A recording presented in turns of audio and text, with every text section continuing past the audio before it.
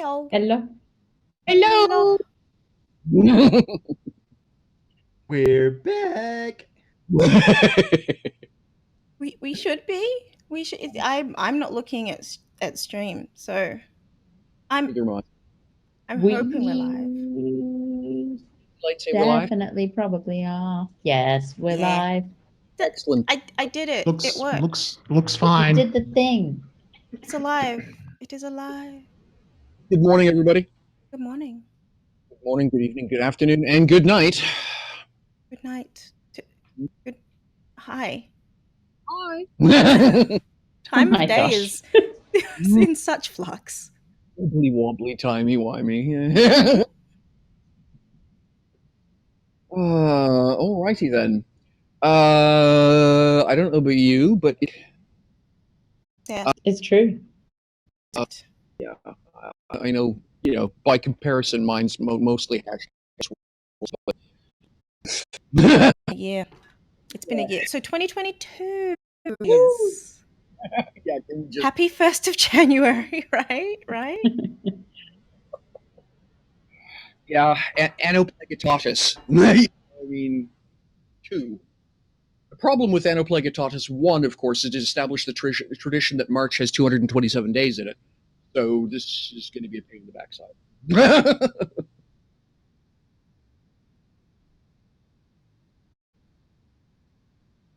Well, gee, thanks. Good signs there. I was tweeting that we were live. I'm sorry. I was Oh. muted and Just doing chuckling the very tweets. quietly. I'll be honest, it's been a distraction week, so I've just been like, oh look, there's a penny. Slightly different from that other penny. Yeah. If you're finding pennies, that's relatively impressive. I'm not wrong. Oh, yeah, correct. Thank you. Yeah, with me, it's been alternating days where I've been able to Pomodoro my way to glory at the office, and other days where... Hang on, did I pour coffee? Where's my coffee cup? I haven't seen a coffee cup in 10 minutes. Meanwhile, sitting beside... And yeah, 10 minutes later, oh, coffee cup, where'd you come from? I missed one sentence of what you said and was like, do we need to stop to get you some coffee? That is exactly what was happening in my mind. I was like, oh yeah, Michelle, go. Yeah, go get some coffee. Yeah. It's fine. Get coffee. Get what you need. No, it's just been one of those, well, like I said, I've been alternating between brilliant hyper-focus and unable to see anything for want of all of the things. So, yeah. That is correct. Yes, thank you. The joy of, not being neurotypical. I think, in point of fact, Chantel, I'm going to blame this on you. I think I'm actually going to talk to my GP and get tested. Just to find out. Just to pin it to the wall, as it were. I mean, I could be mad. Mm. Or I could be okay with that. Yeah, you pick. I'm not going to force it on you. We're all mad here.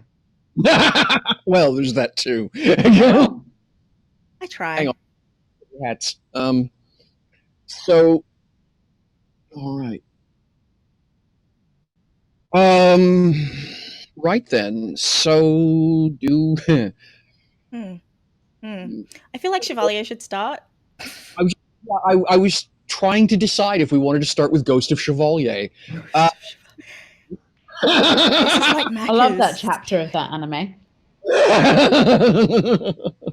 So Are you sure you want me to do that?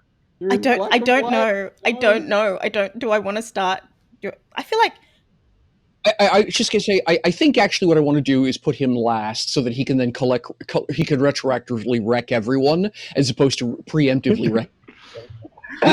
Do we need the Chevalier version of I Don't Feel So Good, Mr. Stark?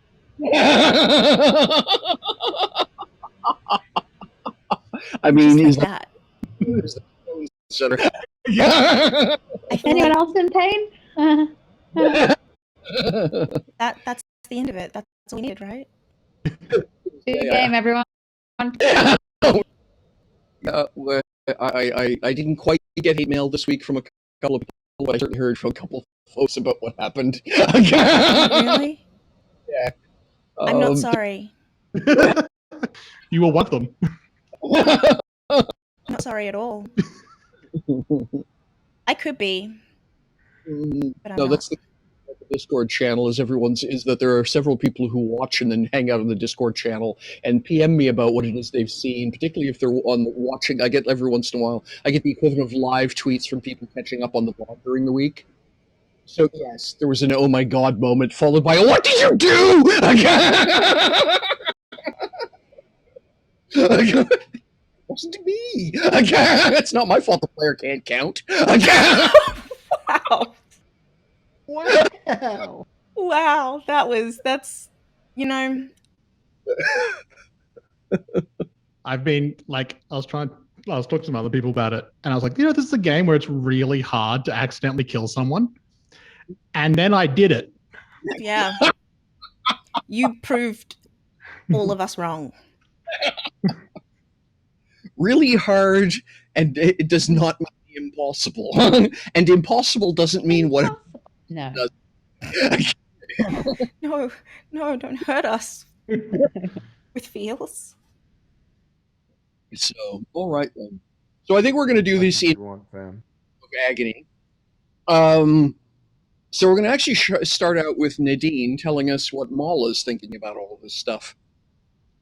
I cannot tell you what my sister's thinking, but I can tell you what I'm thinking. Sorry, someone messaged me about Mala, so I had the two characters on the brain. My apologies. It's totally fine. Yes. So yeah, what's she think about all this?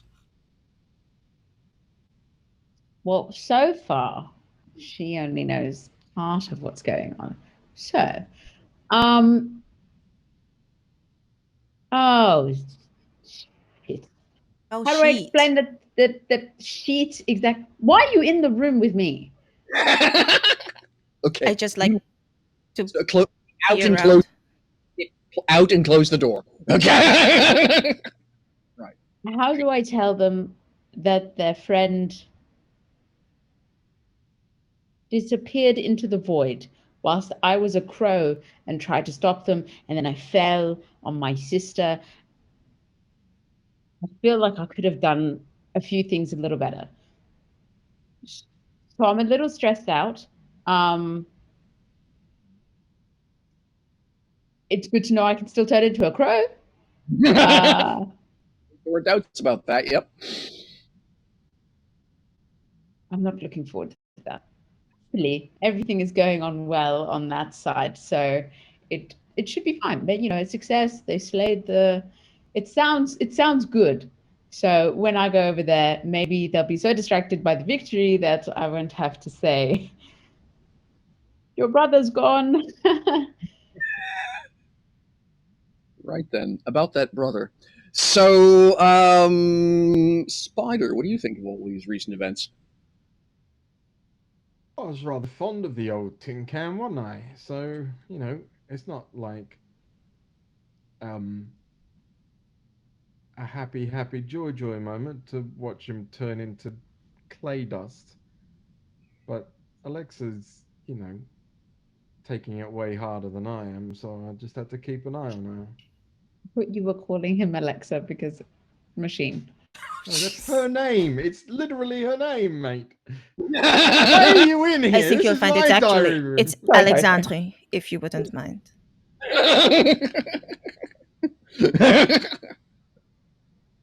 You told me to call you that. Oh, No, fine. I did not. You absolutely did. No, Right. I most certainly did not. You know what? Maybe I won't keep watch over you while you're having a little hissy fit. And then there was a loud explosion in the direction of my brother. So I'm going over there. Thunderclap specifically. Sure. A thunderclap in an enclosed cave probably sounds like an explosion. Fair enough. Alexa, play Despacito.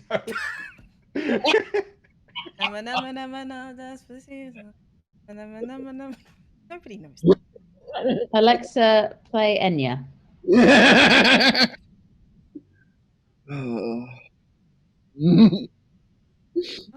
Alexa, play the song. I mean, we got rid of the nasty vampire things. That was like a win. Very much like a win. Win adjacent.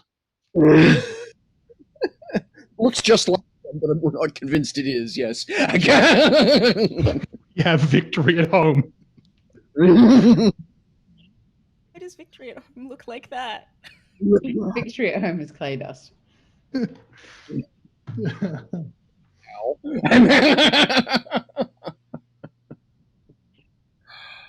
So yeah, anything else you want to add to that, Spider? All right. Alexandre.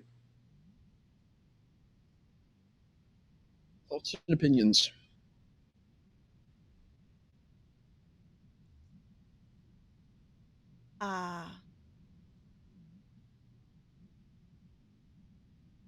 Thoughts?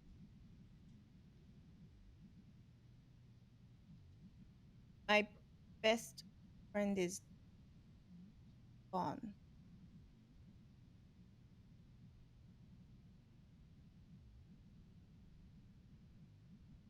Opinion?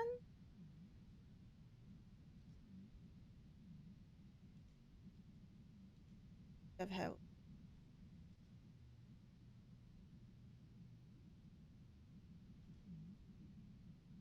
And chose not.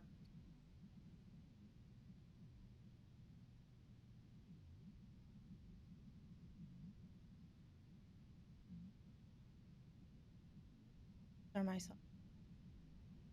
Okay.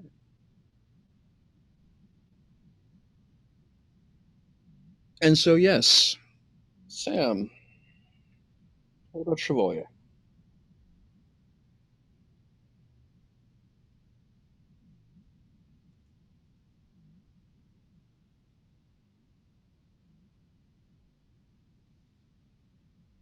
It is never easy losing someone. I know that from experience. And the last thing I would want to do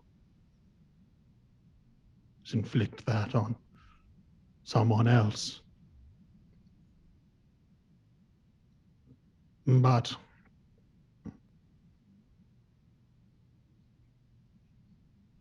I often say, I have lived my life by the words, making the best decision you can with the information you have available and always being ready for the consequences.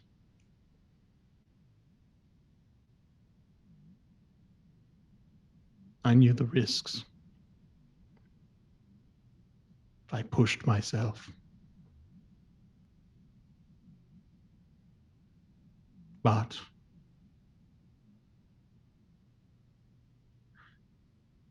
if I did not,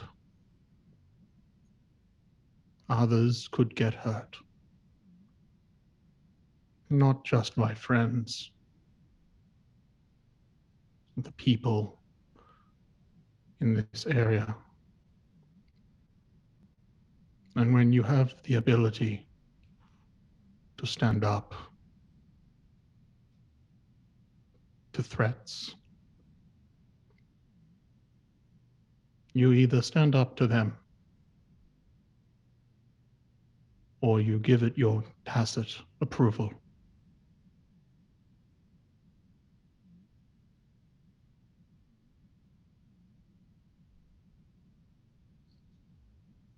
All right. So the scene is going to open. Well, I'm going to actually leave it to the players. You have two options: 5 seconds later, or 5 minutes later, or 5 hours later. Those are your choices. What do you guys want to do? I have options for all three. Changes anything for Alexandria, really.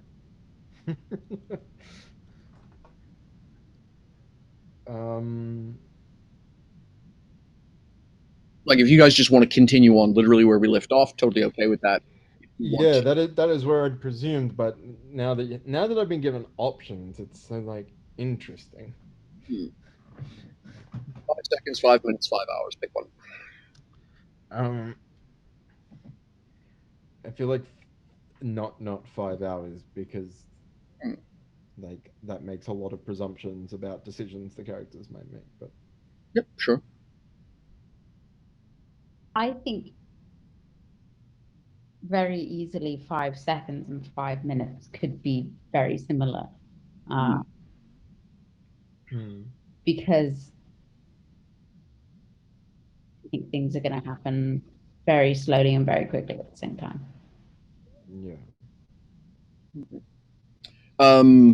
For the audience, by the way, Sam's hanging out with us today, but obviously with the character out of play, there is a new character being created, but he's basically along to cheer us on and heckle as required. So the focus is going to be on the other three characters and players today. So the same as usual. I'm not rolling dice. Yeah, just not rolling.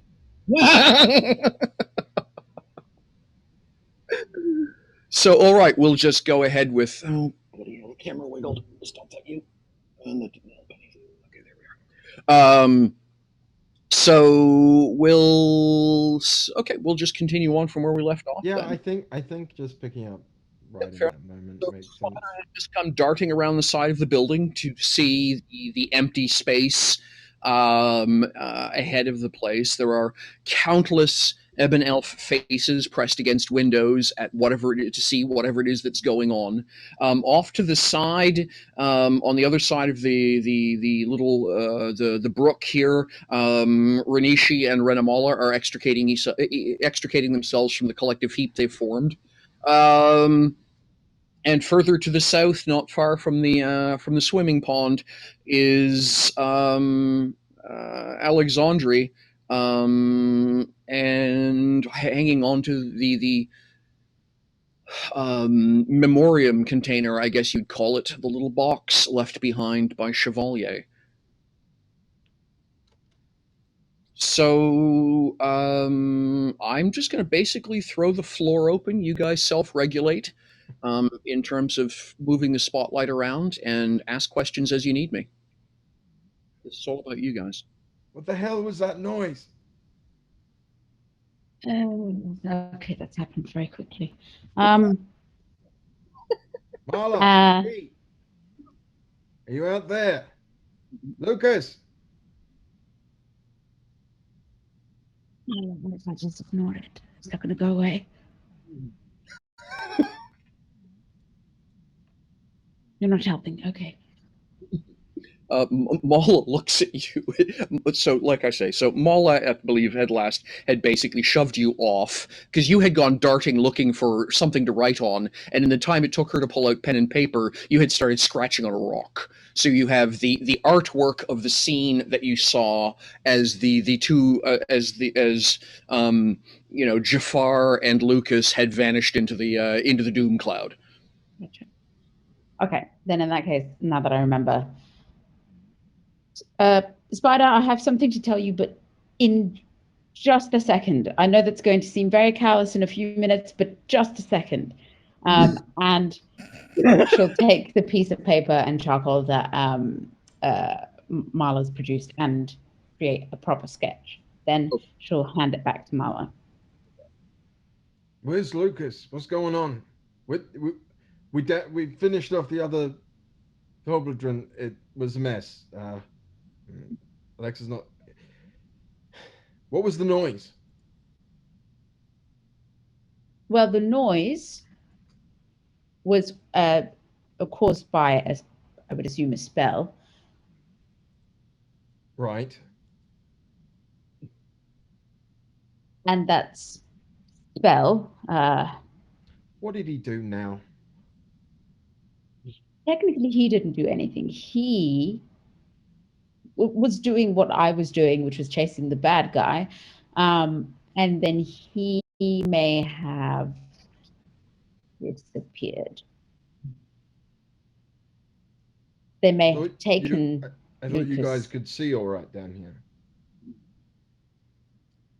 No, as in they were here and then they were transported somewhere else.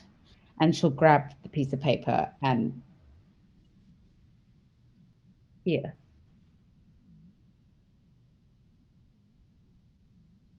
Okay, where's that? I don't know. Look at Rita Marla, like, of course she doesn't know. And to be fair, she is looking hopefully at Marla. Mala is looking hopefully behind her for someone else, and then realizing she's the only one over in that area. So, as a reminder, so what? Yeah, what does the sketch look like? Because I can't So- remember the description you gave last time. Volcano, angry cloud.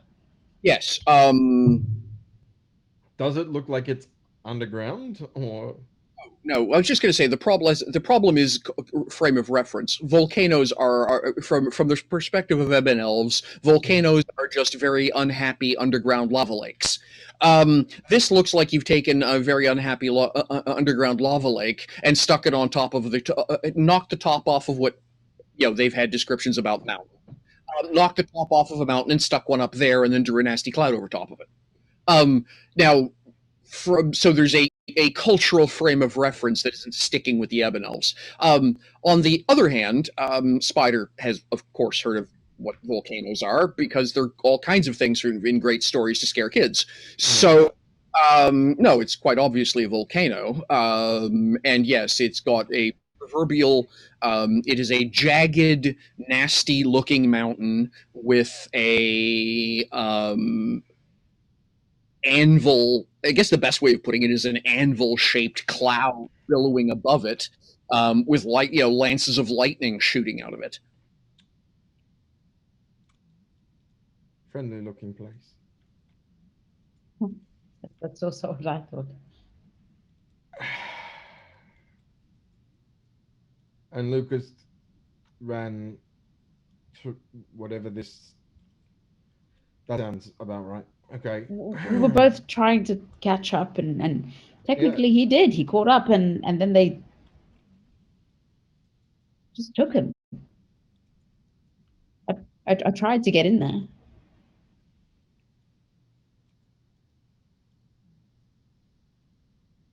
And then I got sent flying and I saw the place, and at least I think it's the place. In terms of my frame of reference, Michelle, like all the mountains in the world are in the center of the continent, as far as I'm aware, right? Right. And I will ask you at this point to please I will allow you to choose either learning or logic. It'll change the answer you get to which one you roll. Remind me the difference between the two. That's logic is your ability to figure things out on the fly. Learning is your ability to recall facts you already know. Yeah, I mean, I have the same in both, but I think I'd go with learning. Like, I'm trying to think of where I've heard about a mountain that's fused by an actual volcano. So there's stories about that. 12. I think the bit that's going to come back to you is so there are actually only a handful of active volcanoes on the whole damn continent. Yeah. One of them is quite famously in the middle of the Sky Anvil Plain. Anvil Mountain. Right. Yeah. Well, I have a guess as to where that is. That's good. I mean, we can go good. there. It's not good. I want to ask why. It's just not close. It is where we were going, though, so. Right. And she just kind of goes quiet.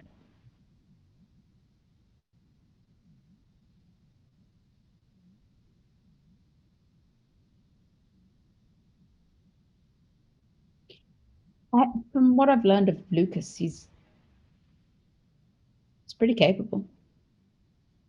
Dumb, but capable. Yeah, but now he's alone. So,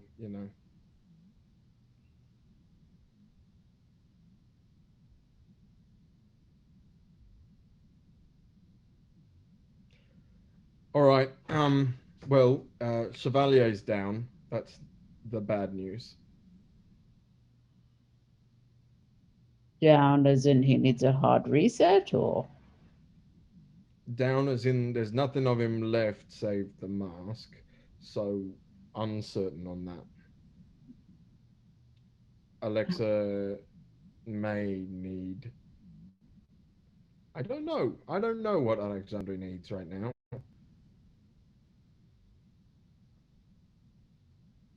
well, shit. Mala is going to while listening to you two look at Spider, shake her head, hoof her teleport puck across the river, appear on the other side of the river, and start heading south. Sorry.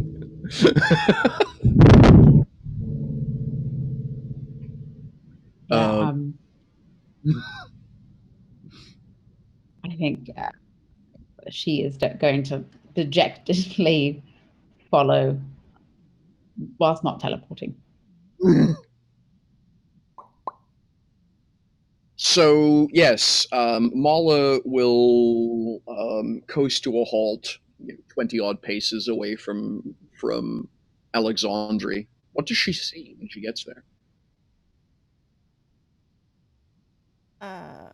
By this point, Alexandre would have put away. Okay. And the mask. All right. Yeah. And is just sitting.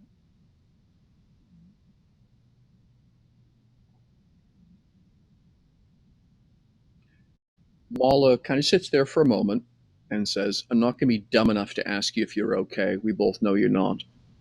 Is there anything we can do?"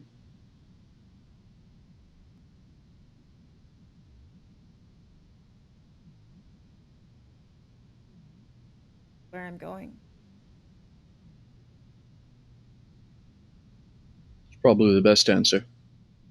You need some sleep. I know you're going to tell me you don't need any and you want to press on right now and all the other good stuff, but that took over. And I know it's going to sound really, really irrelevant right now, but you're the first Skysiders I've met who've actually been able to fight one of those and live. I was really worried. You did well. And I know that probably sounds, like I say, irrelevant right now, but she's going to gesture over her shoulder towards an awful lot of faces and windows who are all watching, trying to figure out what's going on. Whether they realize it or not, they're going to be alive tonight and tomorrow because of you and him.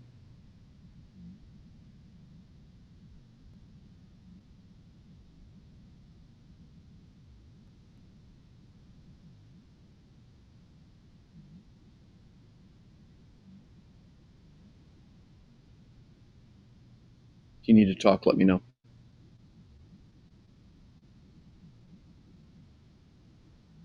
And she's going to turn and head back up towards where Spider was last seen. What's Alexandre doing?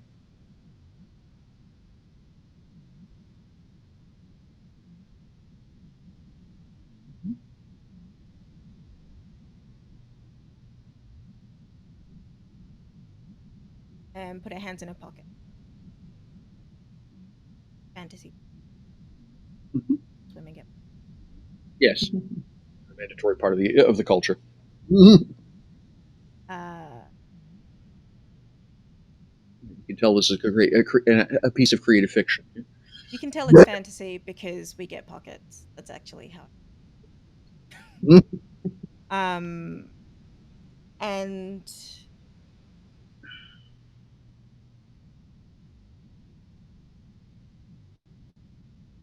looks at all the around,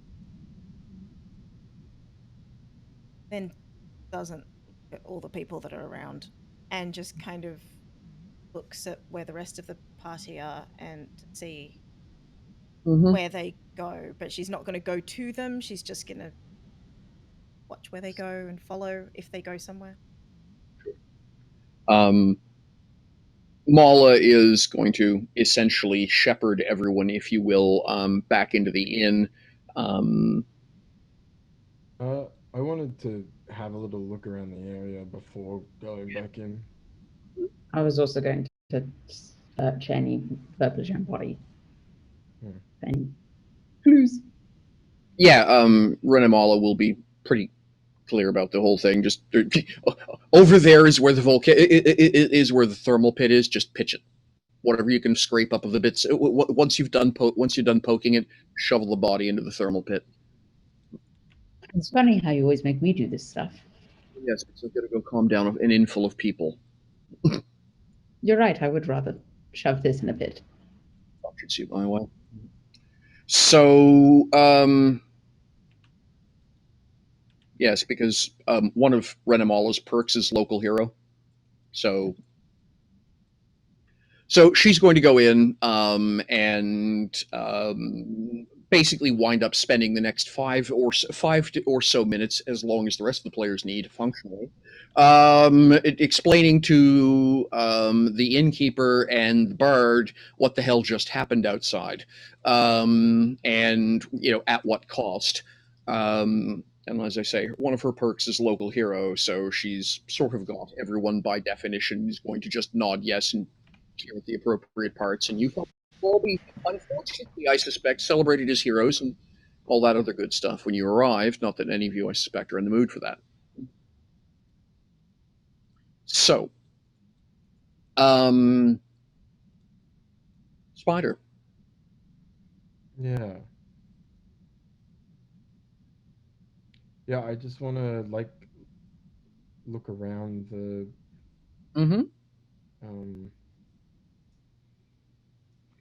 So the area wherever this disappearance took place, I guess. Yeah, it's pretty obvious where it happened. There's a bloody big scorch mark on the ground. Probably, spread your arms, fingertip to fingertip, double that with obvious, for lack of a better way of describing it, what you'd expect a lightning strike would look like.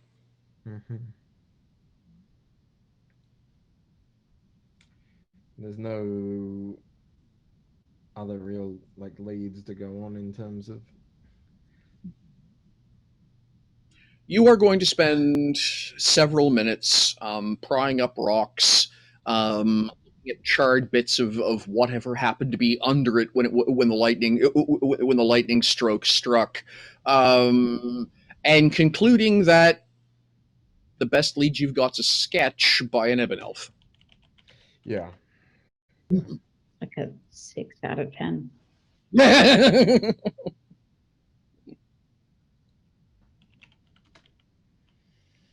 Yep. All right.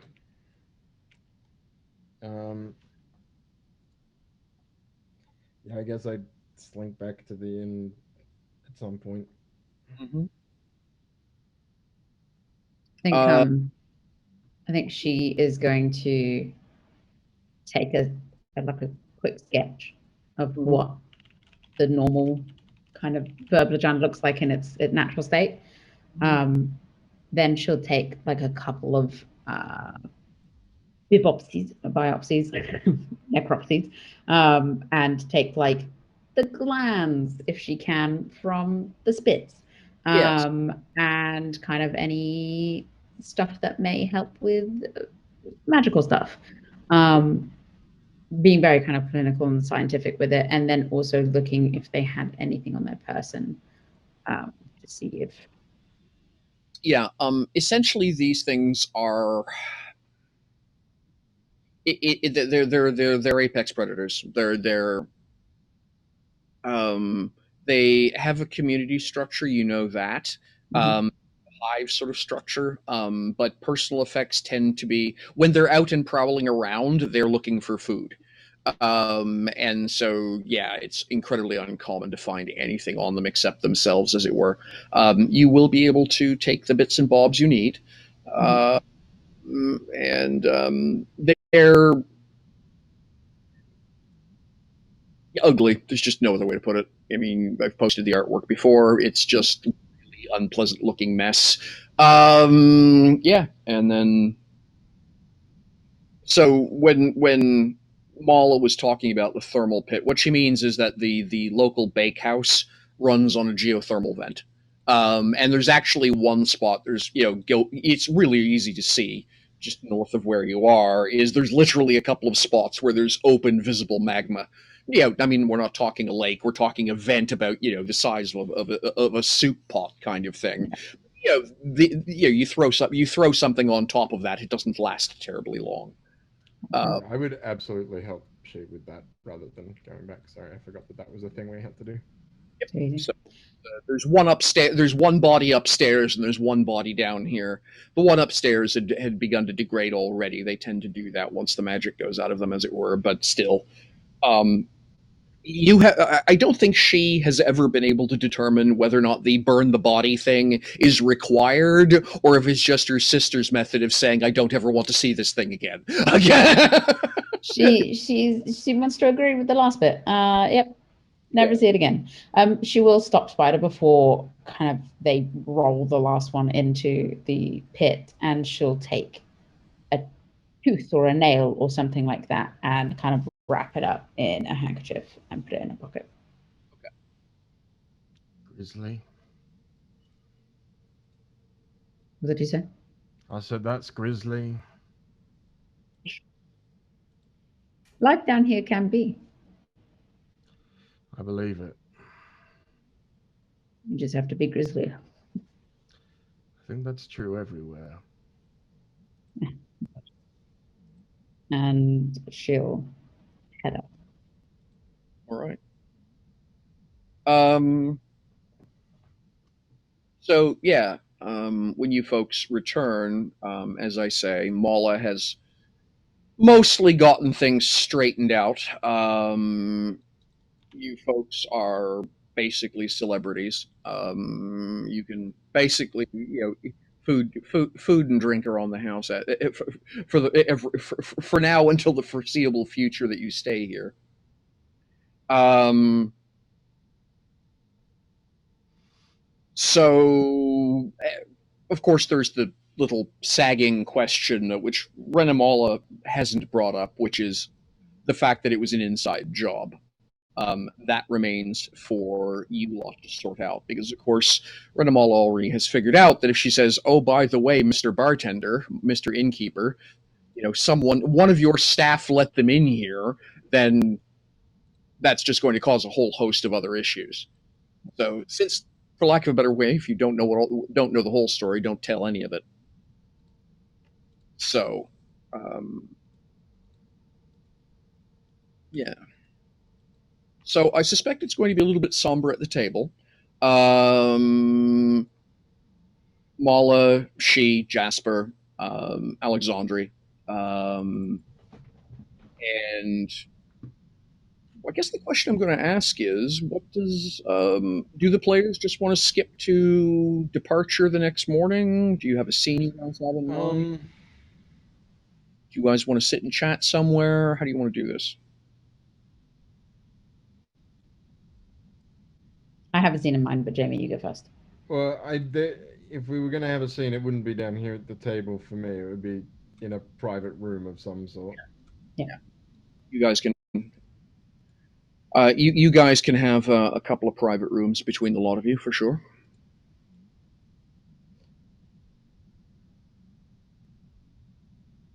Um,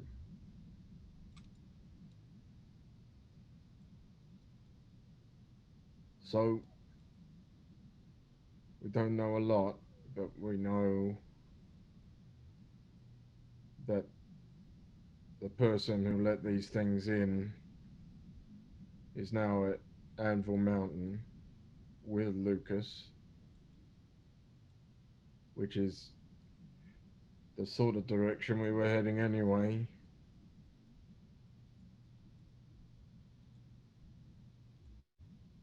As long as it's all right with you, Alexandria, I'd like to stay with you. What? Well, I mean, do you still hear it?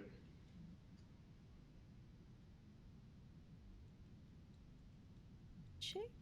Is she? Yeah. Yeah. Yes. And it still wants you to go that way? Well, that's where my idiot brother is, so that's where I'm going, but I just want to make sure you're all right having me around without him. Or either of them.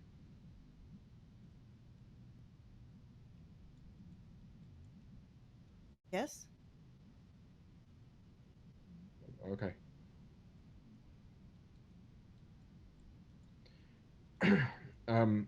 We might want to ask some questions of the innkeeper, whoever manages this place, before we leave in the morning. Because if they've had a staff member go missing, we might be able to learn more about whoever it is that was working with those things. Anyway, I'll let you guys get some sleep, I guess. Where did the woman go?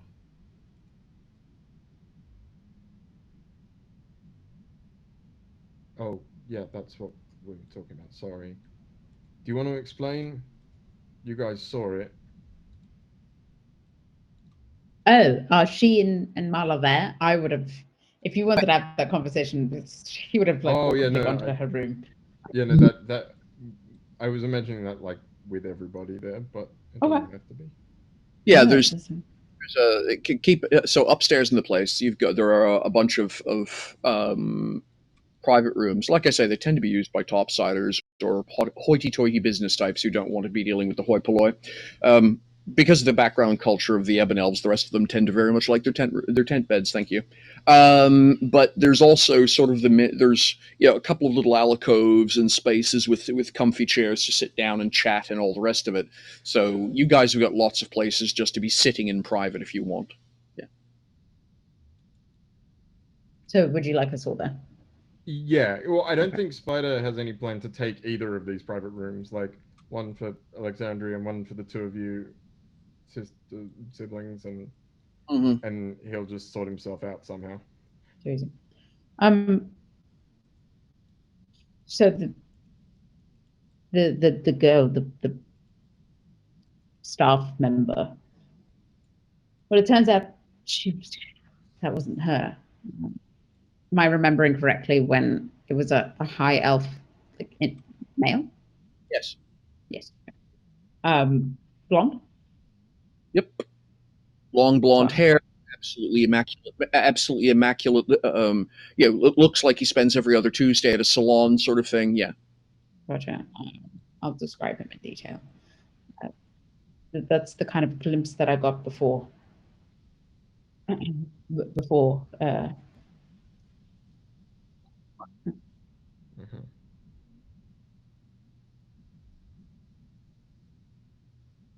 A spell of some kind. Thunders formed, and then thunderclouds, lightning, they're gone. And I tried to fly into it to follow, but I was kind of ricocheted out. Where's Lucas? In what was it called? A volcano? Yeah, volcano. Have you got your drawing? Yes. And she'll like snatch it off Marla, put it down, like, look what I did. Did your parents ever tell you about Anvil Mountain? Yeah. That would be where the Anvil Heart Company got its name.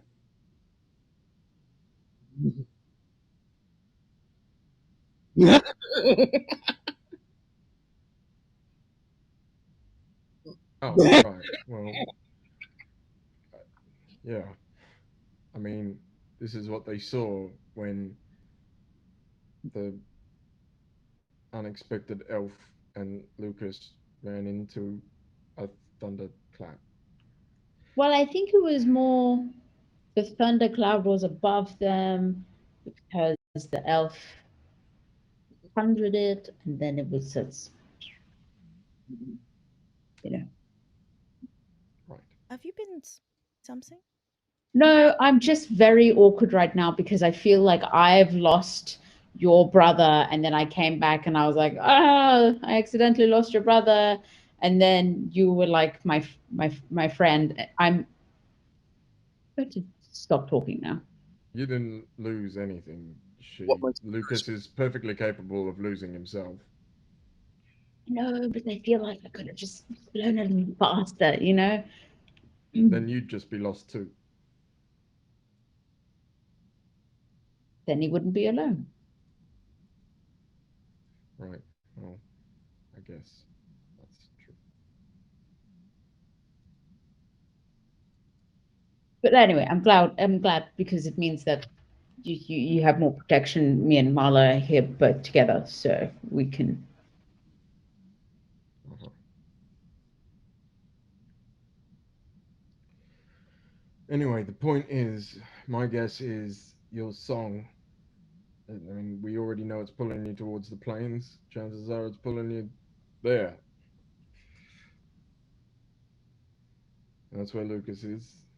So that's where I'm going. Why would it take Lucas?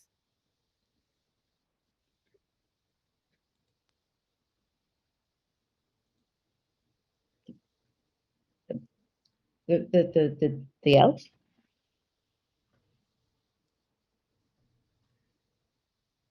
I don't know. He just grabbed him.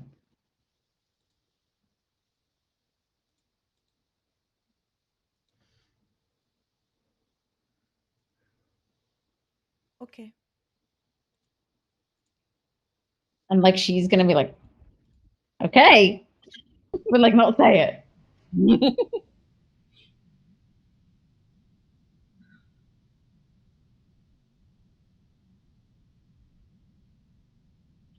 Marla's right.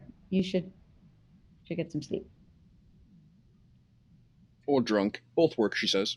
Have a good whatever works. Tongue hurts. You're muted, Jane. Said, you don't want to see me drunk. No, I kind of do. Tell me you don't Probably don't. Tell me you don't turn into the mirror guy. The mirror guy, you know, there's one in every room.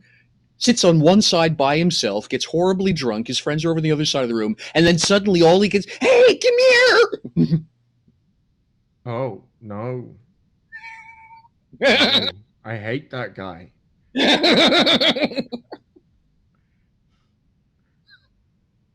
Good.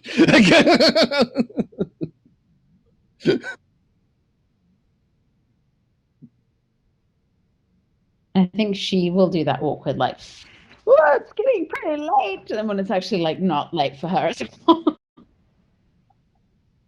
Alex, I mean, is everyone in Alexandria's room? I'm just going to say, I presume that you're actually probably hanging out in one of the little alcove spaces that's got all the comfy chairs and a couple of the little crystal lanterns glittering. So, yeah. So you could all, you know, separate and retire and strategically retreat/retire as required.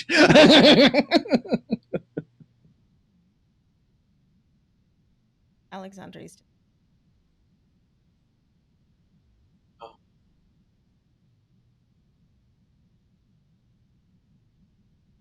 All right. What's Spider up to for the balance of the night? Sleeping in the stables or something. I don't think he cares that much. He just. Well, no, actually, you know what? He finds some sort of chair where he can keep an eye on Alexandria's door, and he probably doesn't sleep at all. All right. The GM will be nasty and nudge you and say that if you don't sleep, you will be suffering from a mechanical level of fatigue the next day. Sure, why not? That seems appropriate. Can I advocate for not doing that? You can, but Because it's not going to change what we do. But don't you? I just was also don't you also have levels of fatigue already? Oh no, I've just got. Jasper got hit by the poison, didn't he? I think so. I don't have it marked anymore, so I don't remember. I think have it was lethal on. damage. I don't know. See, I got hit for damage. I don't think I ever got hit for fatigue. I think it was one point it spat like over me, and Yeah. hit you for, like, Oh, okay. for the first, it hit you once, which like a bunch of people here, like could get rid of it for you without you needing rest. Yeah. Hmm. But if you don't Yeah, rest, look, it I starts think to, it's that classic thing of like trying to stay up and keep an eye on her door all night and eventually like get some sleep. Fair enough. I think at one point she is going to, I think she'll do this multiple times. She'll go up to Alexandria's door and she'll see that Spider's kind of keeping watch. Seeing Spider look at her, she'll be like, just going this way across the door. And then she'll, like, a couple of hours later, Spider was still awake. She'll be like, forgot something. And then she'll do it one more time. And then if Spider is actually asleep, Yeah, let's say he's asleep. she'll like knock on the door, but like totally be ready to just like, oh, she didn't answer. Okay, guess I won't say anything. Yeah. Alexandria does open the door. Just leaving. You can. She is 100% like half about to walk away as you open the door. Yes. Hi. And she'll like reach into her cloak and she will pass her the handkerchief.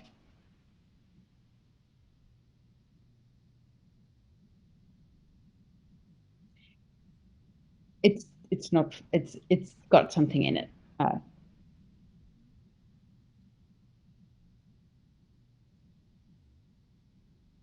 Alexandria. It's the truth.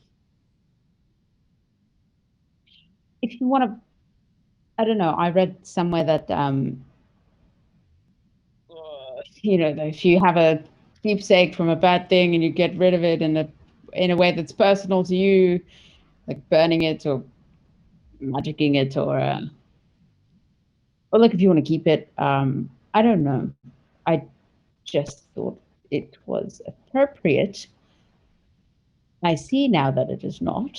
I can remove that. She's about to hand it back, but she just kind of closes it in her hand and then is like,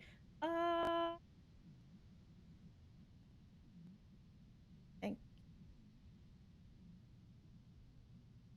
I don't even know what you're talking about.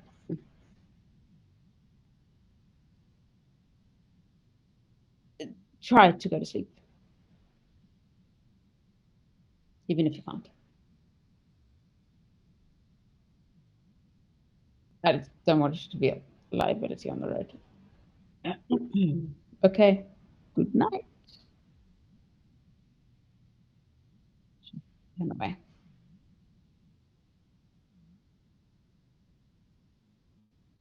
All right.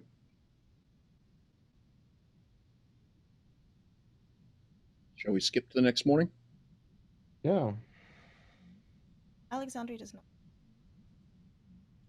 Fair enough. There is a point where she tries to, Mm-hmm. but this is the first of Alexandra's life where she doesn't have someone that she knows. Mm-hmm. So she. Yep. So.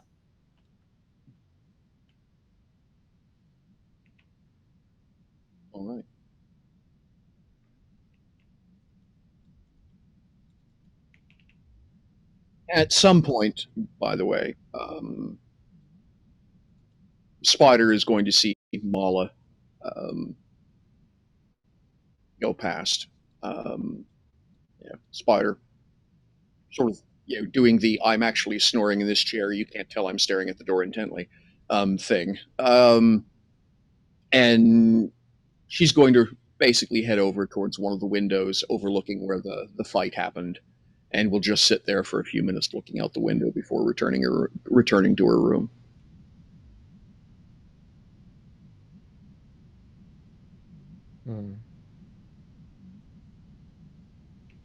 I have a moment of my sister's time. Mm-hmm. Yeah, sure. Probably, actually, she wakes you up when she comes back. Just the sound of the door opening and closing, and her getting out of her chair and into the bed and stuff. She kind of roll over and be like, "You all good?"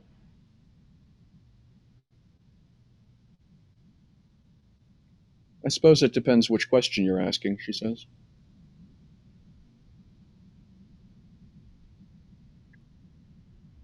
I don't know. I'm just saying words. That's what I've been doing. This is shit, Mala. Yep. Does it get any easier? Never.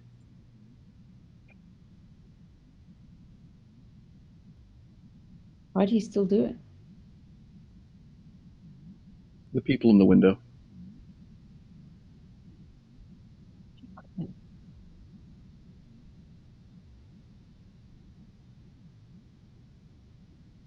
They're not going to remember. I will. I don't think that's enough. It has to be.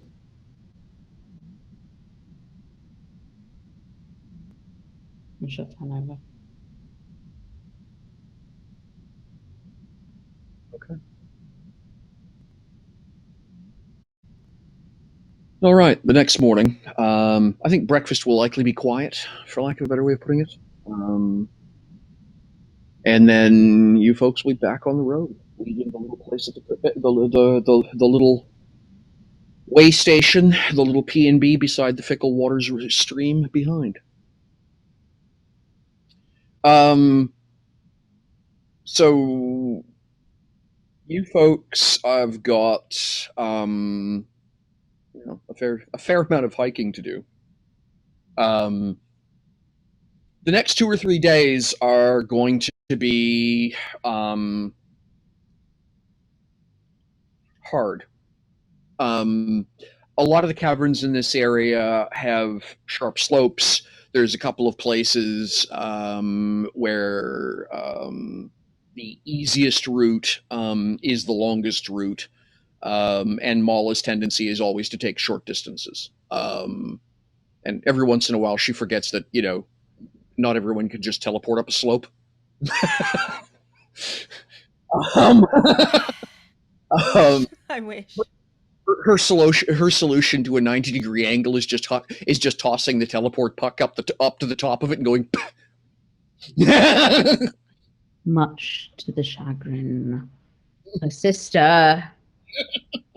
Is it the shortest route if everyone else is like having to take out pythons and rope like for every 90-degree angle?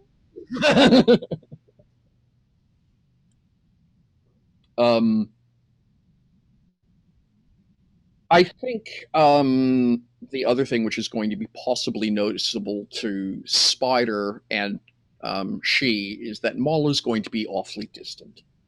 Not a lot of chatter, just very matter of fact, very business. Go here, do that. Yeah.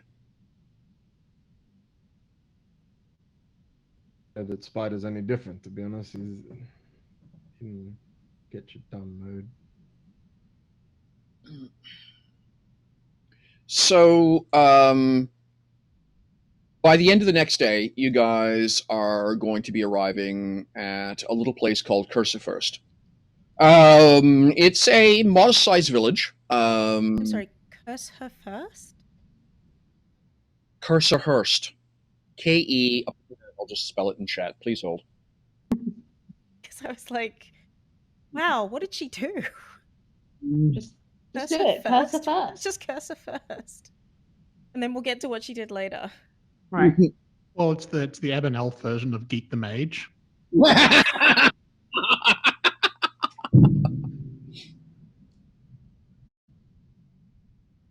Yeah, it's about a day past, a little bit more than a day's walk, which is to say you do it in a day because Mauler refuses to stop till you get there, from Fickle Waters.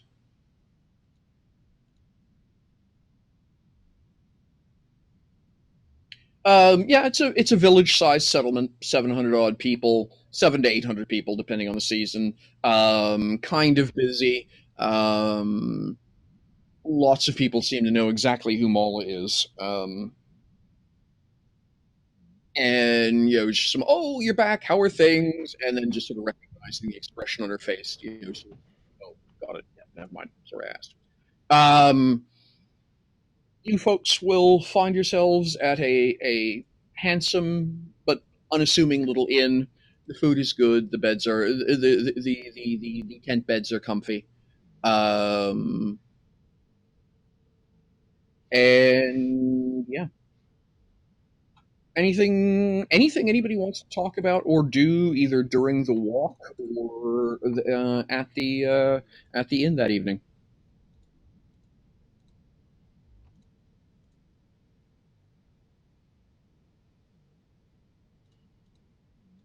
I That's a- think yes. No. I think yes. Go ahead. No. Because I need to Yes. think about wording Okay. because I think she would mostly be talking to Spider.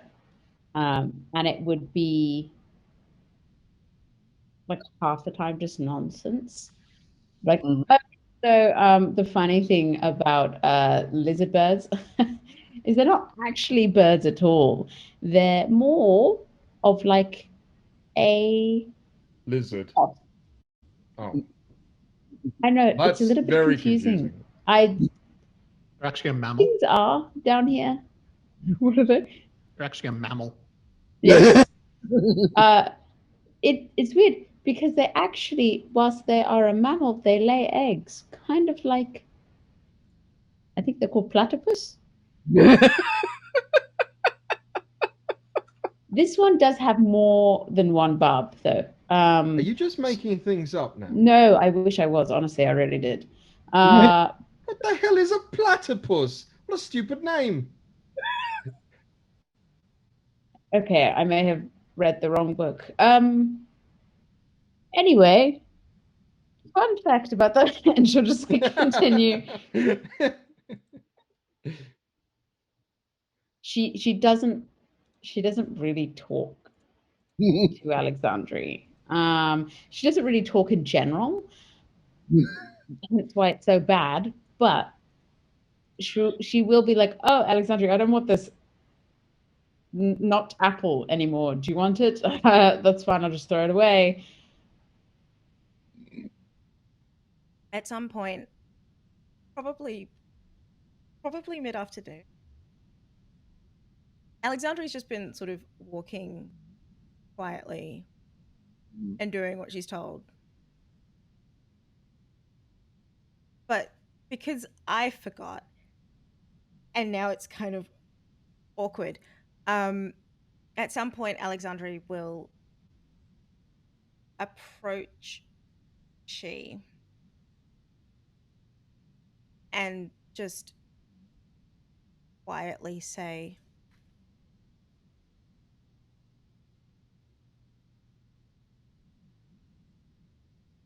"No, that broken bone."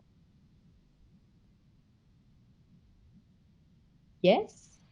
Do you have a broken bone? Do you have a broken bone? Everything grinds to a halt and looks at Alexander. Have you been walking with a broken bone? I may have fractured.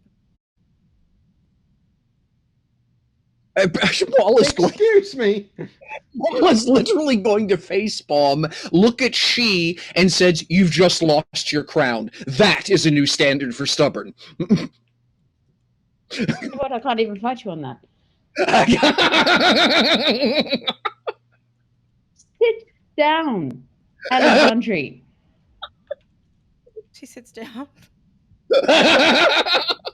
And she will heal. Can she? Level Is- 3, I think so. Let me double check the rule. Takes something. Needs a feat. Requires a feat, so she can't heal it. Alexandri could heal it magically herself if she spent an hour to do it. Wait. What do you need? Extraordinary Hospitalier? healing. Fuck me. I mean, I can take it. Also, just You don't have time. to do. It also It heals heals over with time. She's not asking you to use magic to do it. She's asking you to set it. Oh, They're different things. yes, that I can do. Alexandri doesn't know medicine. Does she? I don't know. That's Yes, why I would Alexandri's assume so, asking. right? Well, yes, because the whole point. I will ask Michelle. The whole point of She's presence really is that she knows healing. Mm-hmm. That's like her main focus, and then she can do some really nasty stuff as well. Yeah. Great mustache. I deeply regret letting you post that link. I really do. So let me just double check the chapter and verse before I decide to break it. I just saw it. No. Platypus. Great moustache. Why you do this? I do care for you. Clearly. There are limits. But why must you horrify me at every possible turn? I have a new character idea. No. Wait, are you the human in that Right. picture? He's Sure. a dire platypus wrangler. I was going to say that's the ranger. The dire platypus is. The introduction is just this guy waving, and then all of a sudden this just goes. Hi. Oh, that's terrible. All right, let's see here. We roll the thing. I'll roll the thing. Yeah, I'm just double checking. Healing can be done with creation, learning, logic, or presence. Although presence is more sort of walk it off, which is the problem at this point. Yes, which is in point the fact the reason they separate lethal damage from regular damage. Lethal damage is the stuff that, cheering or bardic inspiration or just feel good moments aren't fixing. Okay. I think lethal damage is like your fortitude per day. Yeah, it's if you're not getting it treated. Yeah. I think if you treat it, it's like whatever the stat is you would roll for healing, added to their fortitude per day. Okay.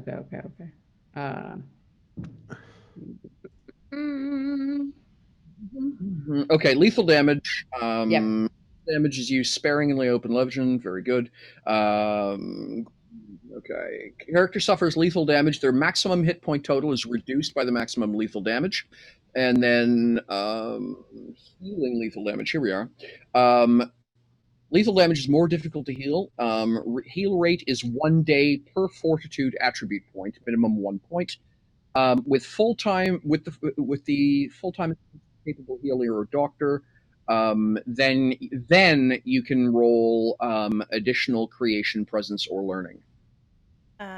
GM says fortitude per day. If there's a caretaker, their attribute is added to your. All right. So yeah. So my creation plus your fortitude. They don't really roll. You just need time. Yes, Okay. exactly. So essentially, given that today is day one of treatment, as it were, now that you've had this sort of moment where you're getting care of that, at the end of the day, mechanically, then yes, you can add she's, presence or whatever onto your fortitude stat for how many lethal you recover. I really hope it's not presence. I hope it's not she just yelling at Alexandre about breaking a bone. This is tough love. What do you mean you just... You have to She avoid... doesn't actually touch the ankle at all. She just goes, never Yells at again. Don't do it. But she's yelling at the ankle. Yeah. Not at you. No. Scares the ankle into. However, could I use my creation to essentially make a cool yes, but it doesn't heal the other ankle. You just have a second ankle on your current ankle. Free ankle. Yep. Well, yes, but the third one isn't actually attached to anything. It's just sitting awkwardly beside you. It just shows it to the other end. This is what I want from you. See? Look how not broken it is. See that. Again, only yelling at the ankle. Of course. So can I not use my creation to make a splint of some kind, like a pretty... So, and it basically, because this is non-combat, you basically have got all the time in the world to be able to do so. So you can access whatever your maximum power level is to do. She makes a splint, and there's a little mark on it, and you're like, "What's the little mark?" It's just a music note. Okay.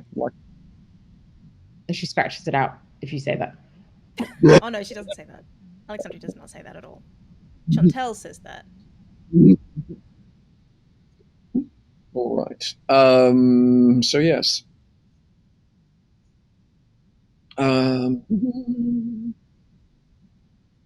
Don't do that.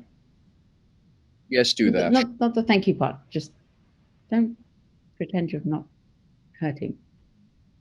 Don't do that. I only just noticed. That's not good, Alexandre. You've permanently lost your crown, says Mala. Shut up, Mala.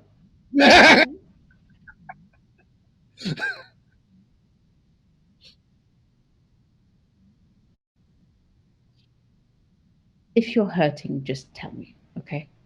Hurting. From now on, not about this.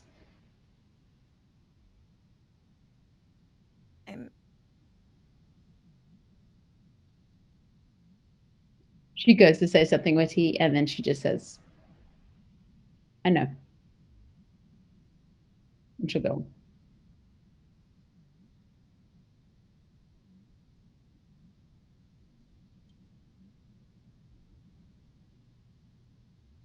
All right. So, is there anything you folks want to do while you're in the village? Yeah, I want to use Whisper of the Wild, but I have so many questions. Yeah, do that first, because I think at some point... I don't know how to well, ask. But you're not going to have time to think about it, because sometime later Spider's going to come to Alexandria to talk to her. But... Dear Mr. The Song, the fuck. I mean, yes. Pretty accurate. No.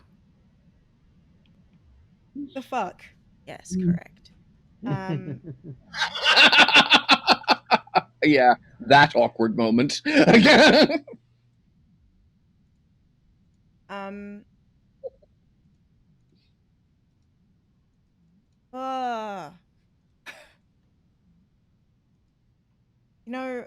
Just this once, I thought, hey, let me prepare, but I ended up with too many questions. So, so now I wish I had just not planned anything, because I don't know how to choose one of the questions that I was like, I want to know the answer to this.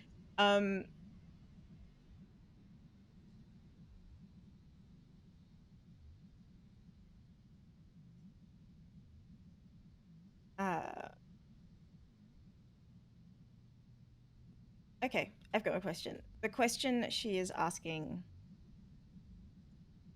of Chanson is, Are you the creator?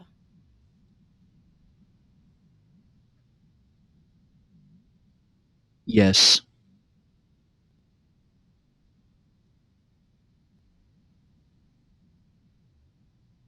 And that's why she's silent for, the next week. Who knows?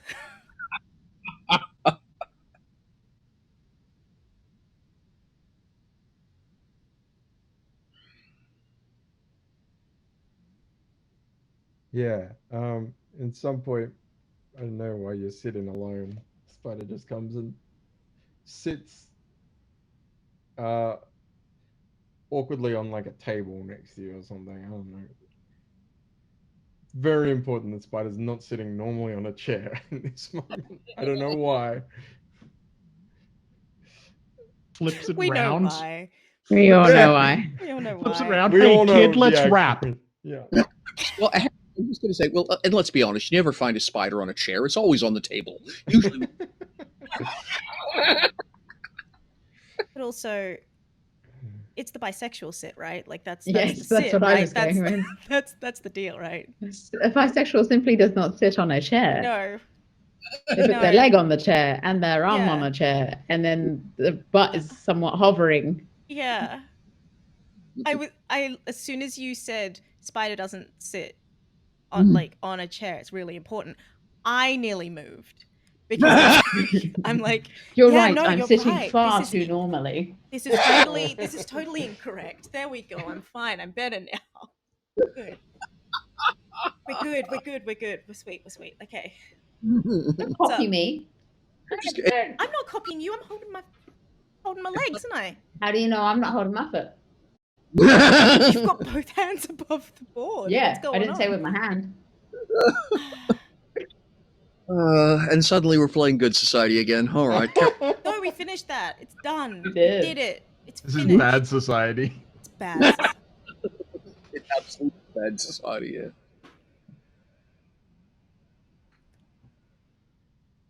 But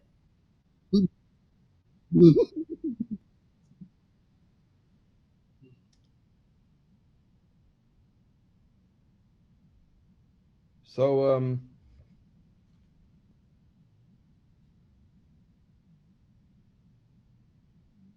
I heard your song. not my song.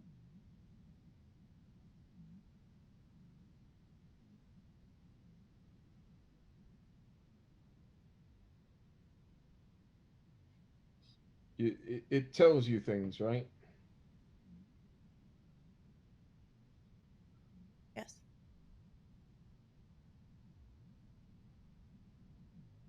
And it told you my grandfather's still alive. Yes. Well, look, I mean, I'm sure you have lots of your own questions, and I don't know how that works and what your relationship is like. But if you do get a chance to ask if Lucas is still alive, I would appreciate it at some point.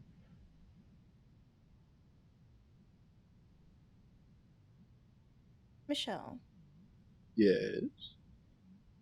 is that something Alexandre could sense?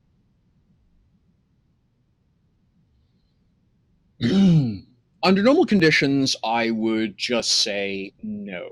But I think just because I'm more interested in the dice blowing my story up right now for some reason, I'm going to actually ask you. Let's see, what is your big magic stat? I'm blanking right now. I have two. Creation and entropy. Am I gonna melt Luke? No, I think I'm going to.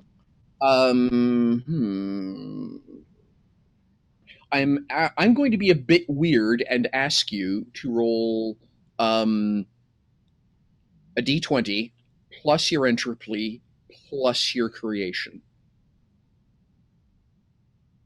Want me to roll all of the dice for all of them? Yes, 1d20 plus the dice. Tell me what you come. If it's all ones, that tells you so much. Well, like at this point, like my natural reaction as the GM is to say, no, you couldn't possibly know that. But I think I'm just literally going to let the dice decide this part of the story.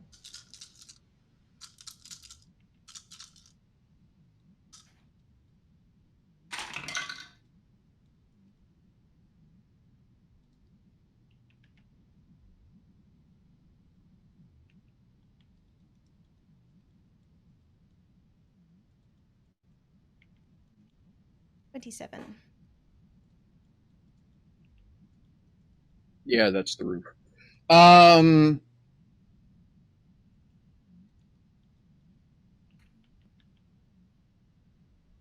Okay. The only reasonable thing to do here is ask Nadine, if she'd be so kind, to take her headphones off. And then I'm going to let Sam decide whether or not he wants to be in the dark as well. I will thumbs up as usual. Okay. So explain to me how you figure this out. How would you know? You are obviously doing something with your magical abilities. What is it she's doing? It's going to color your answer. Listening. So usually she can hear the song in one direction. It's something she's been thinking about for a while, but whether or not, if she were separate from Lucas, whether she'd be able to hear the direction of. Okay. So Yep, it's sort of almost like dropping pins on a map. Yeah. Okay. So you're going to open yourself up to the sound of the song, if you will. And I'm going to actually ask Spider, please, to roll whether you have this. Do you have either creation, energy, or entropy? Look, in the sense that I Has have no dice in any of them. Okay, Yes. yeah. Okay, all right. So just roll me a d20. Tell me what you get. A 17. Yeah. Okay, that's a pretty strong statement. So I think what is going to begin to happen. You guys are, just because I want this sort of an isolated moment. You guys are sitting in maybe in one of you two's room at the inn or something, right? Where you're not out in a public space. You're just somewhere private.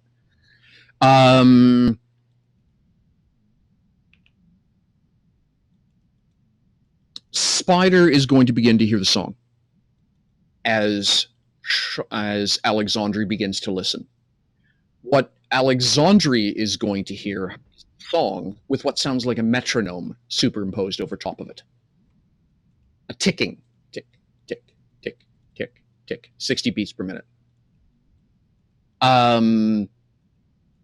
And that sound is, I think, he rolled a 27, very obviously coming from the direction of Spider within the song. And just as you're trying to figure that out, you're going to start hearing the sound of onrushing water. Both of you.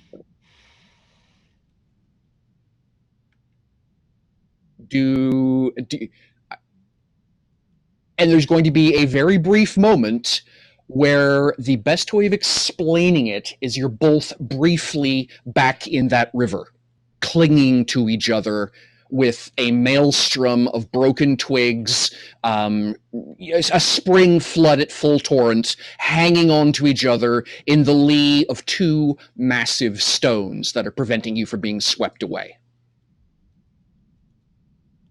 I think each of you are able to identify one of the stones. One of them's Lucas, one of them's Chevalier. And then it's all going to suddenly snap back to reality, if you will. And the only thing that's going to be really, really odd about the entire thing is both of you's left foot are soaked, like you've been standing in a puddle.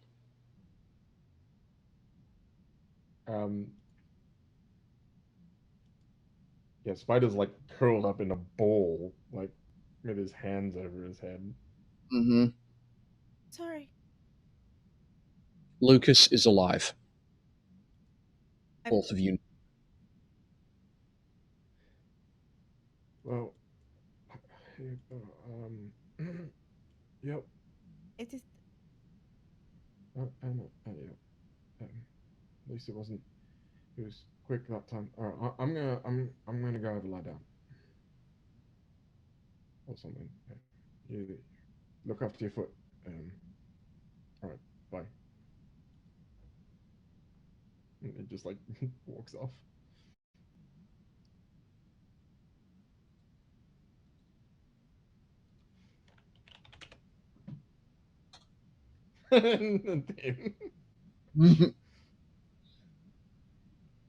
All right.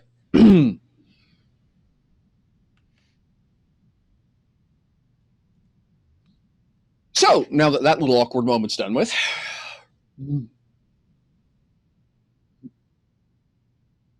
anything else you guys want to do? Just have a relaxing evening, play some hopscotch, have a drink at the bar, carry on as though nothing happened.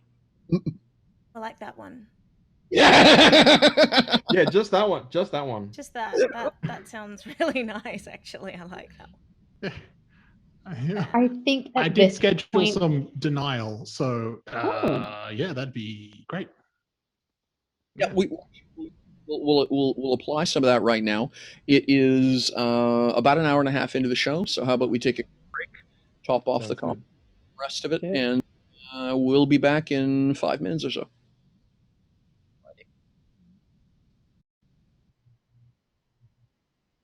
Back. Hey. Sorry about that. Got caught up in a little bit of chicken drama here at the house. Wiki chair, leave me it was. Hey. Yay! My chair is happy we're back too. It was perfect. Yes, got caught up in a little bit of chicken drama here at the house, so my apologies. As long as you did. Is it the big boy? No, actually, we have a new batch because it's so they're a bunch of little golf ball sized fluff that are just in the process of arriving. They started hatching yesterday, and naturally that means all three of the house cats, including the brand new Void Kitty, are very, very interested in the noises coming from the other side of the door. So Chris was just trying to do the morning checkup and all the other stuff, and the cats would not leave the door alone. So I was basically playing soccer with the cats, which is to say goalie, as they were trying to desperately get past me as Chris was trying to get in. So it just wound up being not quite cat juggling, and not anyway. It was just really awkward and involved an awful lot of upset cats.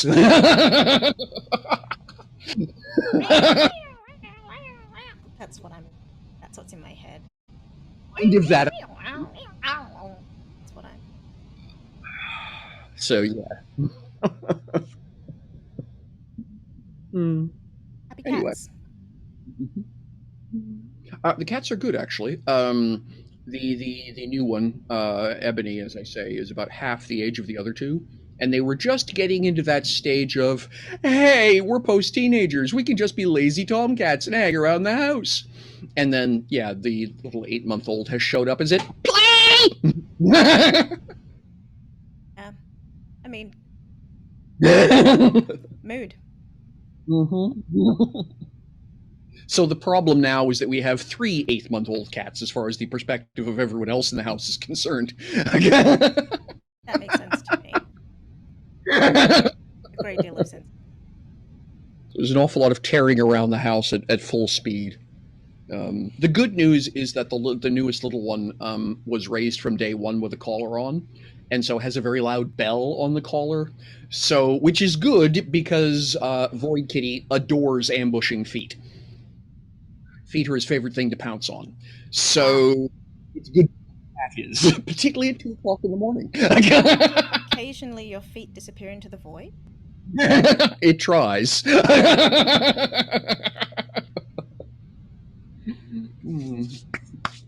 make All it right. somehow. Alrighty, so where to now? Wherever the guide shall lead. What if I told you you were the guide? Oh no. We literally have a guide.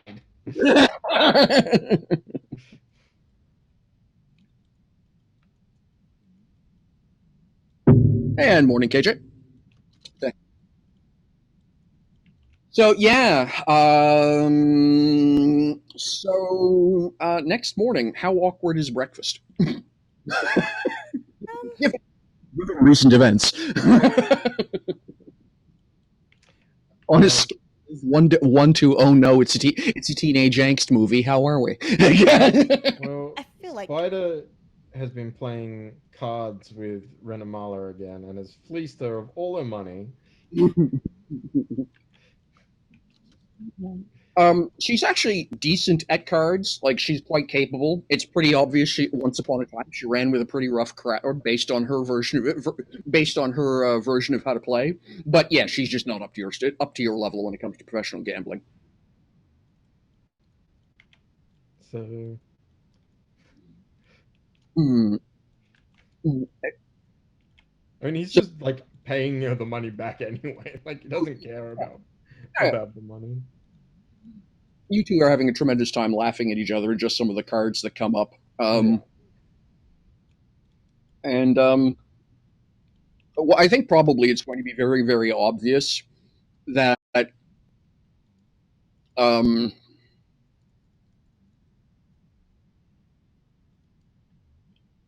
everyone who comes in, to a casual observer, it might seem that everyone who comes in the door of the inn knows Renamala, at least well enough to say hi, how you doing, as they go by to go on with their other stuff. It's not that bad. It's about like 10%, but yeah, she's obviously somebody, for lack of a better way of putting it. At least once, a bit of a brute will wander over, stand beside Renamala and ask if it's okay, if the topsider is cheating or not. In a very you don't want the answer to be yes kind of way of asking the question. Oh no, he's a friend, she'll say. We're just passing the time. Oh, okay. And he's going to kind of look before going back over and sitting down back with the group he's traveling with. Quite a fan club you've gathered. Yeah, well, she kind of laughs. Better faces and windows, she says.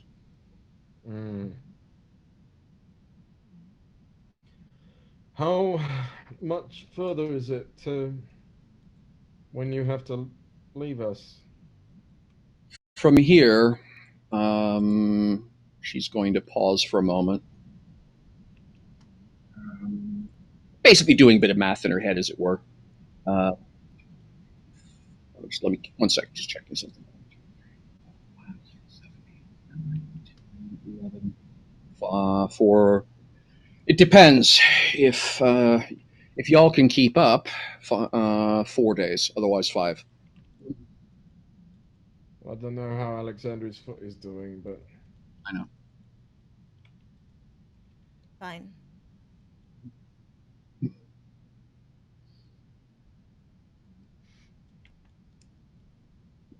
Well, since you're here, deal her in. I play games. Well, you're she playing also this. doesn't have any money, so I'll loan her some of mine. It all winds up in your pocket anyway.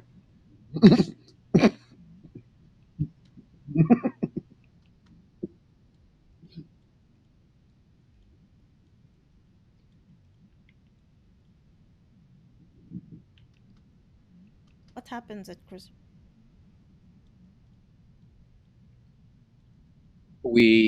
So Persereds is no man's land, if you will.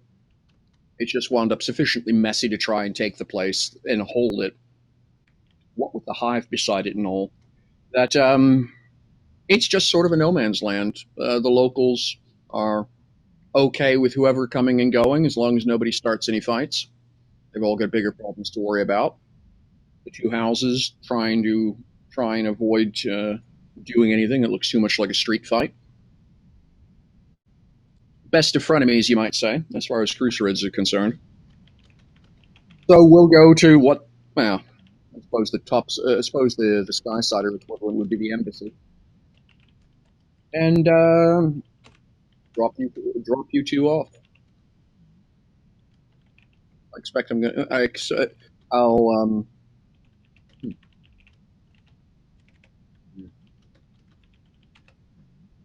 She was but clearly obvious. She was clearly going to say something, and then completely changed. Decided against saying it. That much is obvious. Will we be able to find someone to take us the rest of the way? Oh yeah, your cousins. There's all kinds of folk. There's all kinds of folk who want to ensure the Dashamalia think good of them. We'll be able to find some. I definitely miss your company and your money in my pocket. And he just like throws all his money, like all the money, like back to her, except whatever needs to be paid for breakfast. More the latter than the former, I'm sure, she says.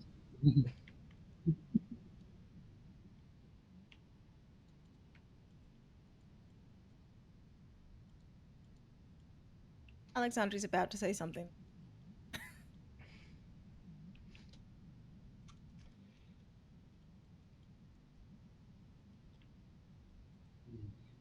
Should we wake she up and get going then?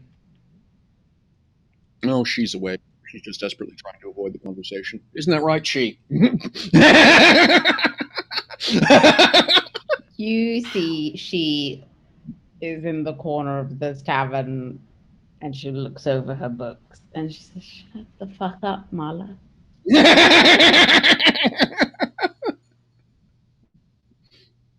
We might have done this before, she says.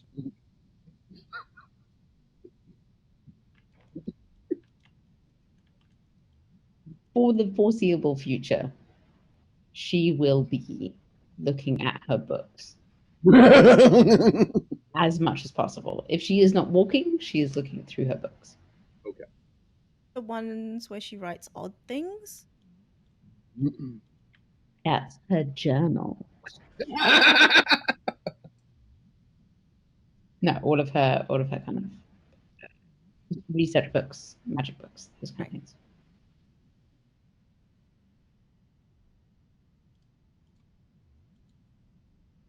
Okay.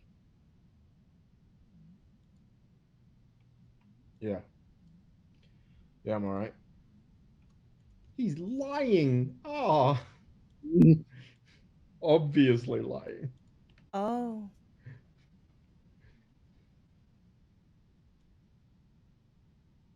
Wait. Obviously enough that Alexandria can see. Yeah, no, like Oh boy. bad lying. Bad lie. Ah. I'm sorry. Definitely wasn't your fault.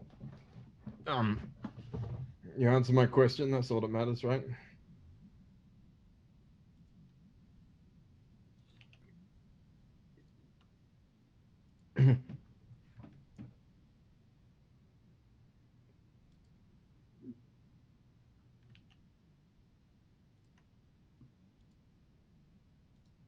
We're in the mala. Mm-hmm. Oh.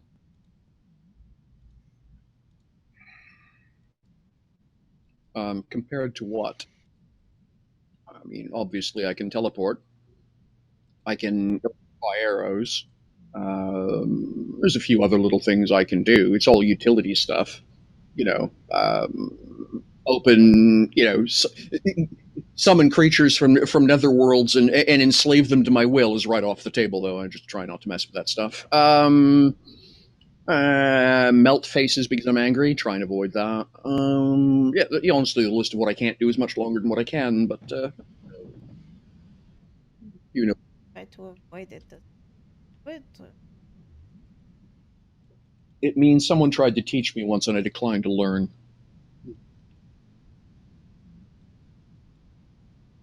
compared Naishi? Oh, she's much more the magic girl than I am. My stuff's all the practical stuff. Blowing stuff up, blowing stuff up, turning stuff down, electrocuting stuff so it goes in both directions simultaneously. That sort of thing. That's what I do. Getting around quickly. And you learned it. Yeah.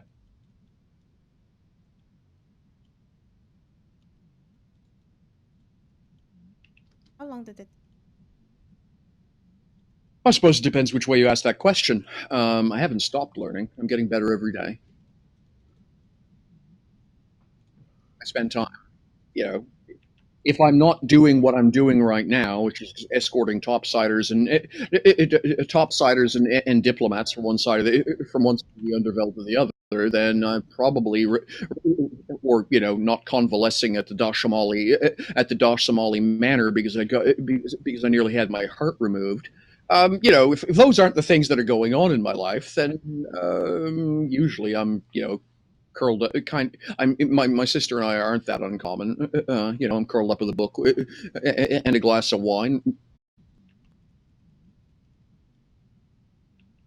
Really got your heart removed?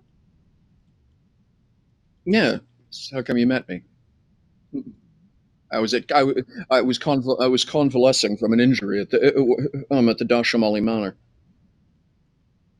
I'd show you the scar, but there's a few things that I try not to. There's a certain amount of skin I don't flash in public. You know what I mean? Not without a drink. Thank you.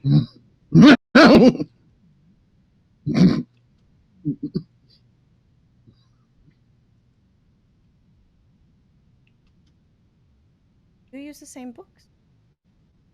No, she's really territorial about her books. She doesn't show them to anybody. And I'm usually borrowing out of the local library. It's just impractical for me to keep my own books. Um,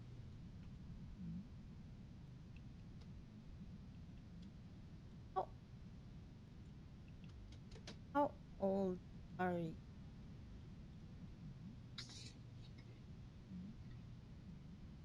she's going to look at you and giggle slightly. Last person who asked me that was trying to come up with a way to ask me out on a date. Is that your motivation here? And you can tell that wasn't at all the question. She didn't believe that for a moment. She was just mostly yanking your leg. Mostly. Mostly. Hang on. Michelle's doing quick math. Do you want the okay? Which number do you want? The real one or the human equivalent?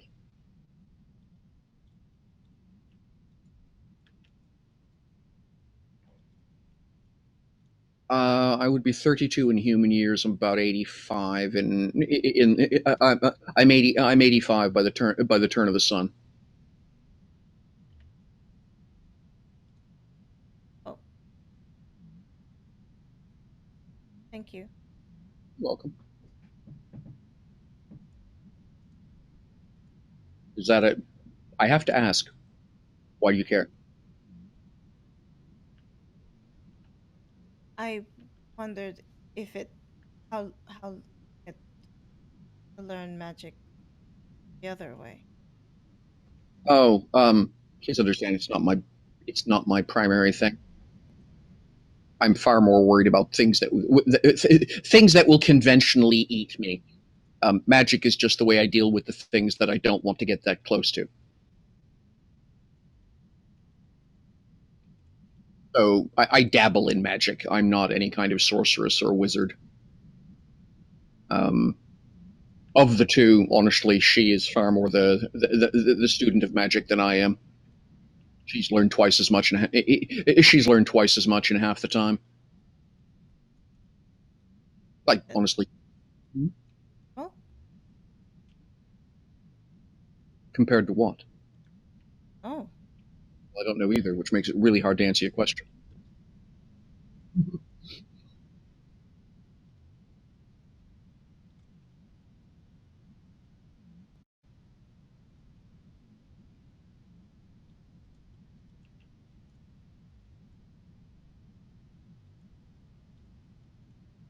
everyone's got different levels of aptitude for everything.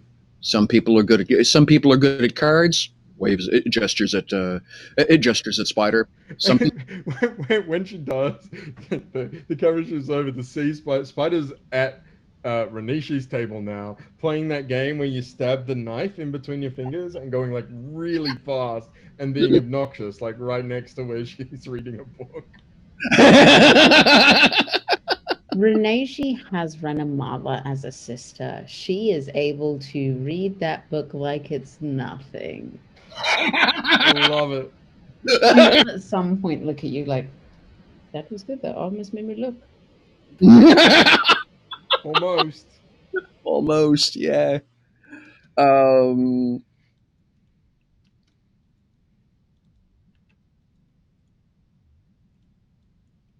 So she's going to say, yeah, different people are good at different things. Call it my gift, if you will. I'm really good at hunting those bastards and really good at making people feel safe. So that's what I do.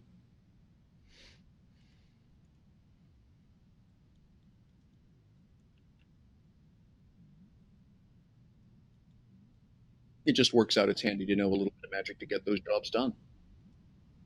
So I know a little bit of magic.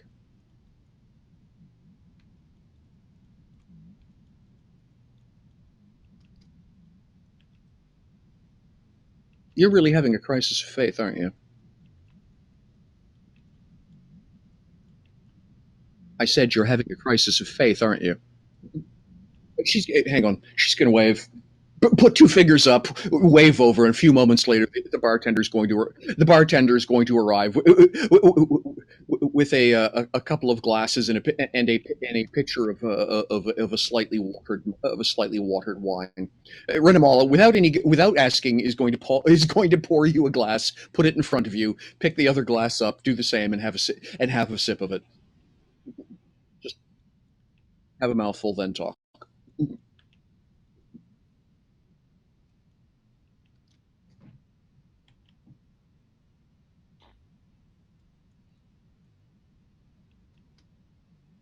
You will see she is now doing this, but like around Spider's hand. I'm getting the hang of it, honestly. Oh, sorry. Ow, for it. As long as you keep fixing my fingers every time you stab them. Now. Spider pinned to the table. Walk off.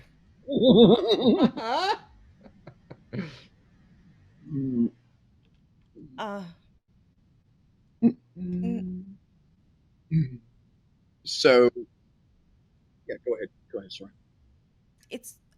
I don't. Maybe? Yeah, I know, she says. You had no idea what the world looked like, did you? It shows. I'm sorry you came down here. Well, allow me to rephrase that. I'm sorry you chose this place to find out how the world works. It would have been better if you'd known before you got down here.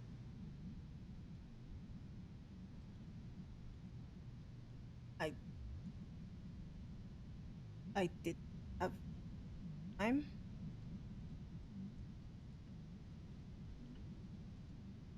So, did I overhear the conversations between you and my sister, right? You basically just woke up one morning as a sorceress?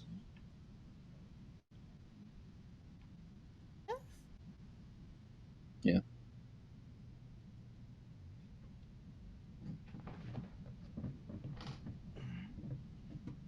I had to learn how to do things.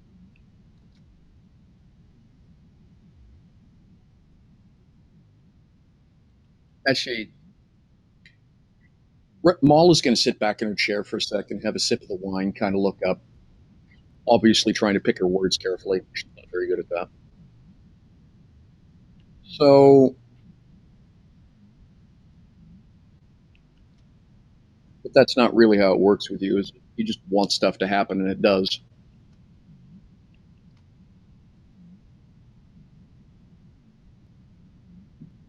The rest of us almost everyone else I've met in the world when it comes to magic has to already know where it is they're going, go get the recipe, and then figure out how the recipe works, then practice the recipe a bunch, and then they can make the cake. You just want cake and it shows up. I ask for.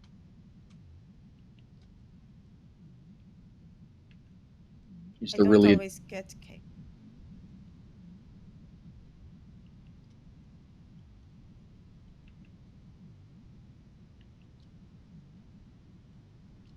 Not to say. Sure.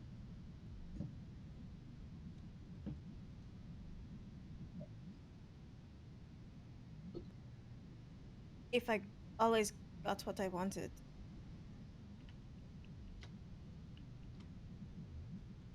I always got what I wanted. Valley, I would.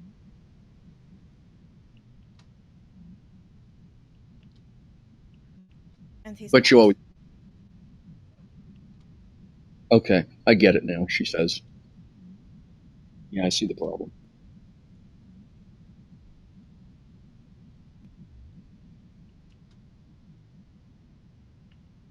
Problem. Yeah. I'm sure you do too, so I don't need to point it out to you. And saying it out loud just makes it really awkward for both of us. So.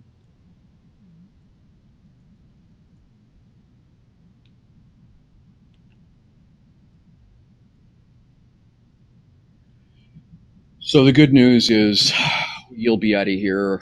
It's 4 or 5 days to the Cruise Threads, another 4 or 5 days. And then, depending how anxious you are, it's just another elevator ride up to the surface. Walathars, yeah, I think it's 4 days on the other side of Cruise Threads. It's another independent city, which is good, makes life easy. Might recommend that we go the long way, just because the long way involves a ship, and we don't have to worry about getting hit or jumped, and it's all patrolled. The short way involves a couple of side caverns, and the hive's not that far from there, so I think we'd probably be better off avoiding it. Hive. Yeah, I've mentioned it a few times, she says. Mention it. Like, Oh, I've never explained it. I said I've mentioned it. well, what did?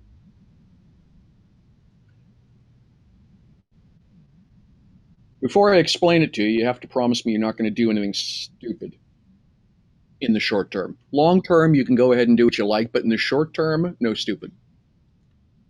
Entirely depends. How about going off by yourself? We'll define that as stupid. How would I go We'll off by myself? also subcategorize dragging Spider off with you as stupid. She's going to glance over her shoulder at she and Spider. Spider's not going anywhere. Spider's stabbed to the table, right? Like by now, surely. He's not stabbed to the table. He just has multiple lacerations, okay? All of which are healable. My whole body's covered in those. This is nothing. At one point, she goes, "Okay, that one may actually scar." That's all right. It'll make a cute little leg. It looks like a spider. Are they getting drunk? What's going on over there? Drunk on stupidity. Spider says, "Is what you said about your sister having a drink true? Because they're going at it over there." I suppose that's for the first time that she actually looks over to the two of them, and she's like, "Oh, I don't know. I don't care." I'll be excited to find out. You're going to see my sister's tits. What the fuck? And Ow! like, Ow! yeah, guess what? That one's not getting healed. Give me my knife back. She'll like pull it out and like hand it to you. Ow. She'll go, fine. Put the hand on the table. Now my turn.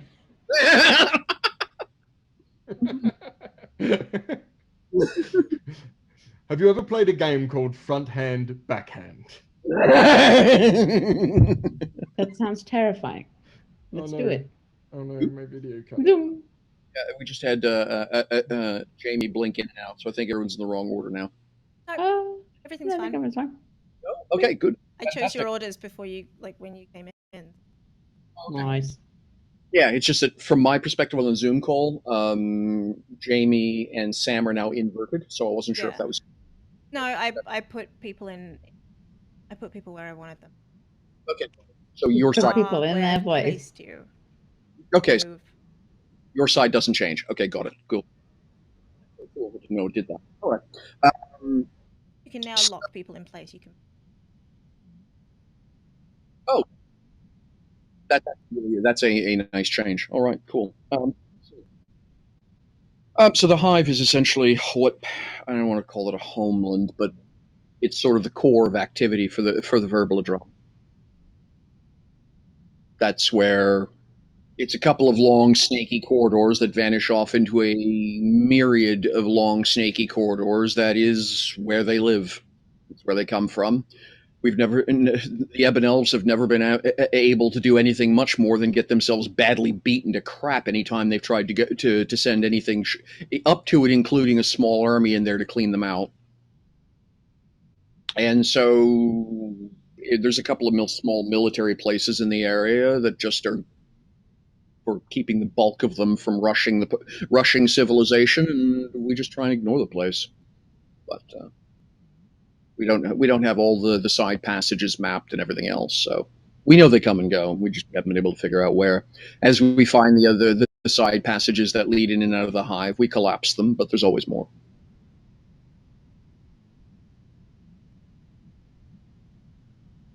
Why did you say I wouldn't do?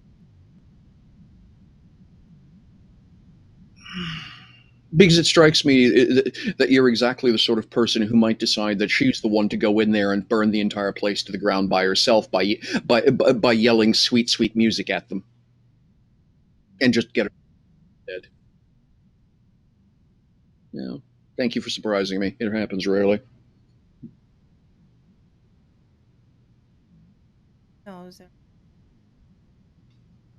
more important things?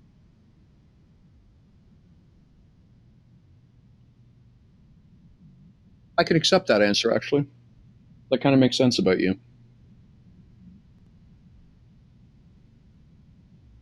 She refills your glass.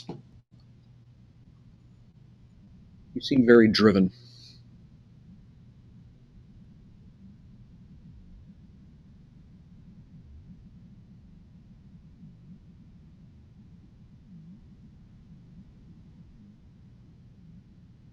Yeah, that's exactly what I meant.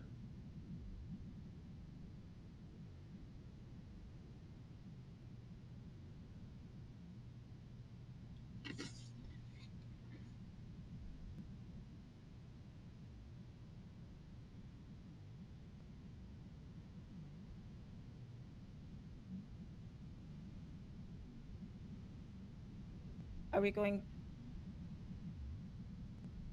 When are we leaving?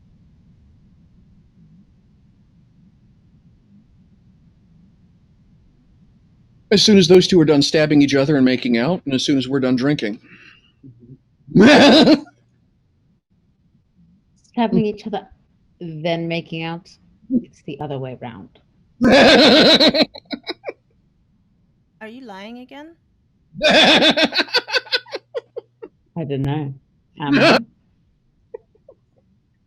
I don't know. I mean, Or you did you can't. miss us making out before? Yeah.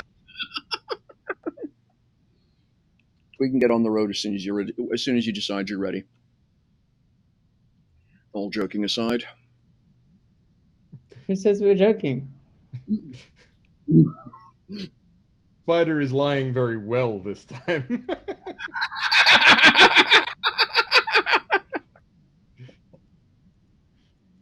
Manashi,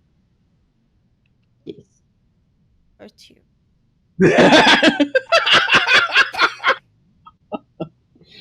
Marla, multiple times. Big Oh, you mean sister. emotionally? Mala, multiple times, says Mala. Multiple times. Oh, Our big sister. What are you here for? Let's go. that's what happens with older siblings? Yes. All of the siblings are like, yeah. That's why everyone laughs.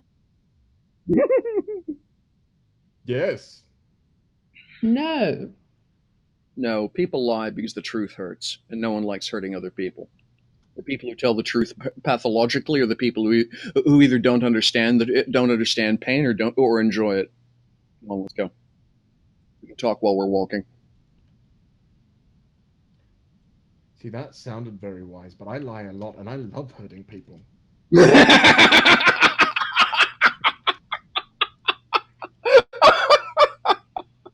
Unless that was a lie. Well done. Bye. Again.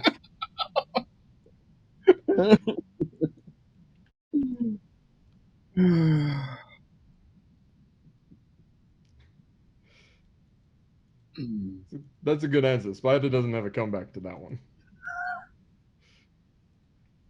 He just looks at Spider like, oh, she got the other. Alexandri. Hit the road, Jack. Let's go. Alexandri.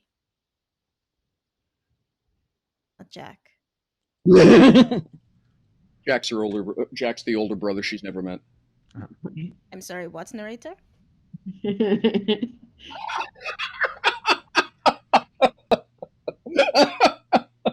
What? Older brother who?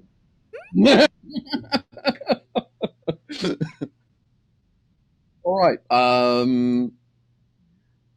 So you folks, it's going to be 4 fairly hard days of travel.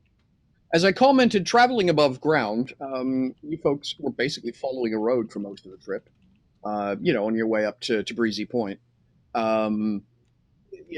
Even through the swamp, you guys always had the opportunity to pull back up to a comfortable spot that didn't have a little blue jay cursing at you in New York cabbie.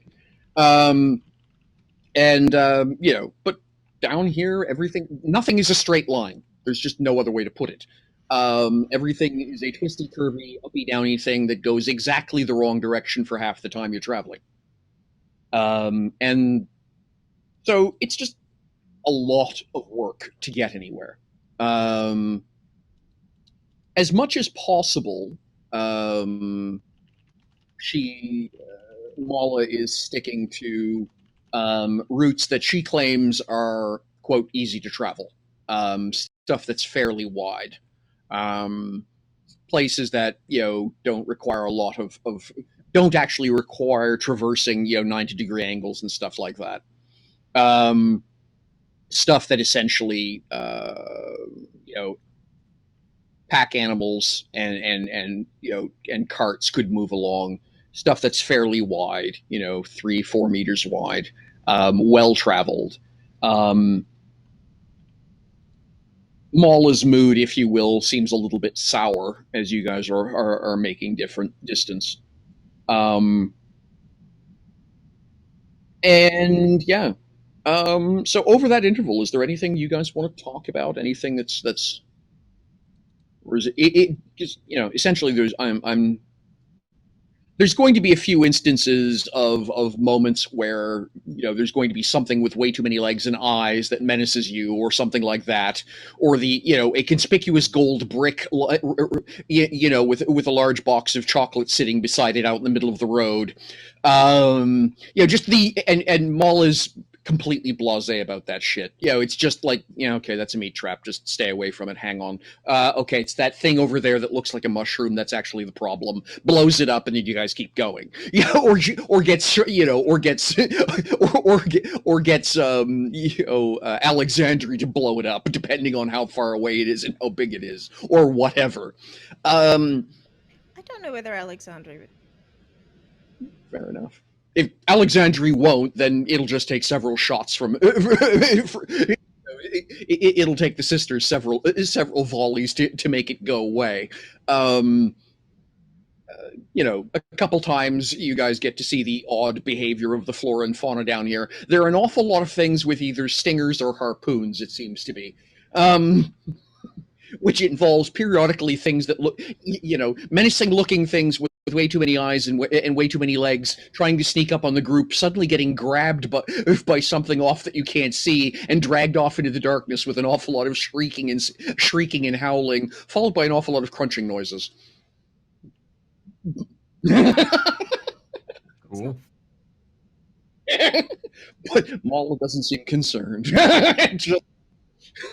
Just another day at the office. One change that Alexandria is now looking up. Mm-hmm. Yep. Not just exclusively up. Yep. Up is as down and around. Yep.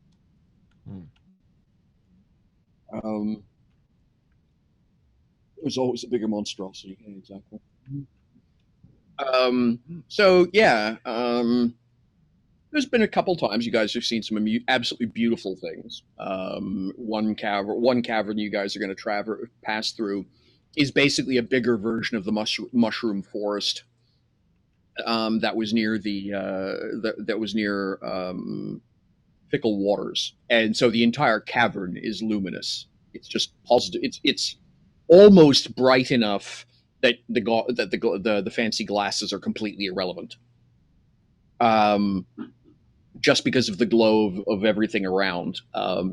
And everything in here seems to have a glow or a glitter about it. It's either iridescent or it's bioluminescent is the best way of putting it.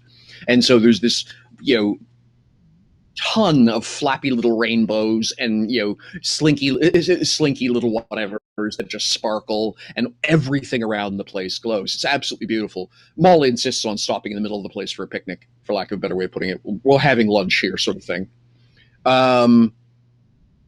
With due respect for the fact that, don't get too close to that thing over there, or that thing over there, or that thing up there, etc. But,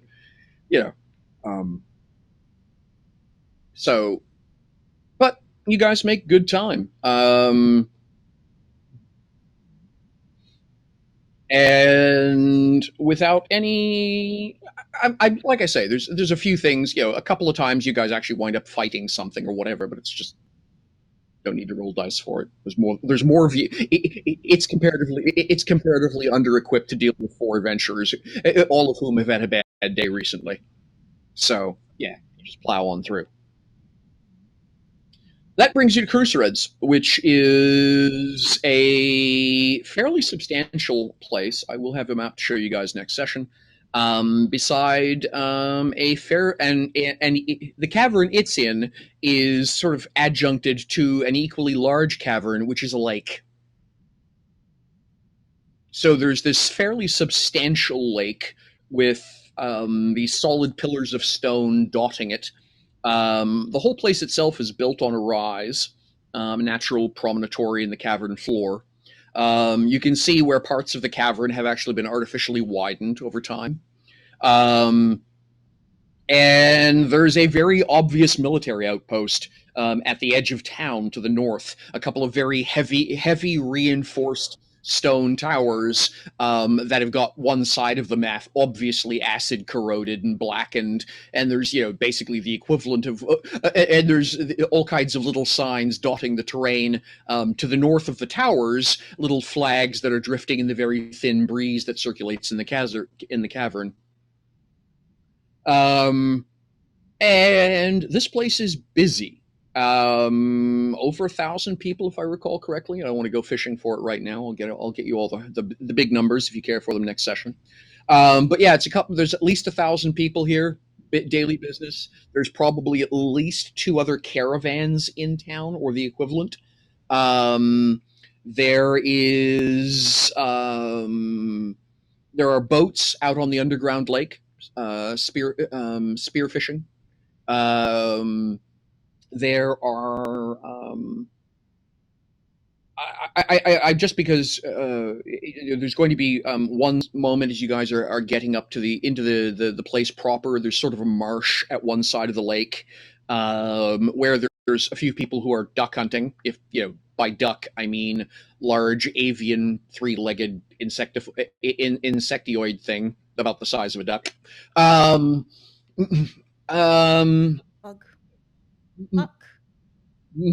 Dog. Yeah. Doug. Definitely Doug.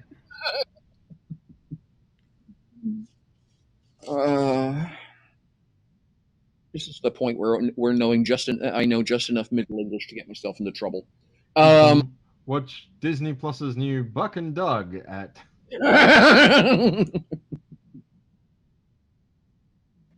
Oh, we've got that good Disney money now. Good to know. Sponsored by. I can't say it. Just in case. I can't. No. Yeah, don't say that. Don't mess with the House of Mouse. Don't mess with the mouse. Walt, Mouse. love you. Hey, we would take the money. We take the money. Take it, and then we'd build a story. Yeah. So yeah, you folks are, and this place is big enough that while there's still a few people who recognize Mala immediately, there's far more many who are just too damn busy to notice. And she's going to lead you over to over in the area where a lot of the two caravans are sort of parked around. It's more of it's a traveler's P&B. It's not really an adventurer's P&B. One of the things that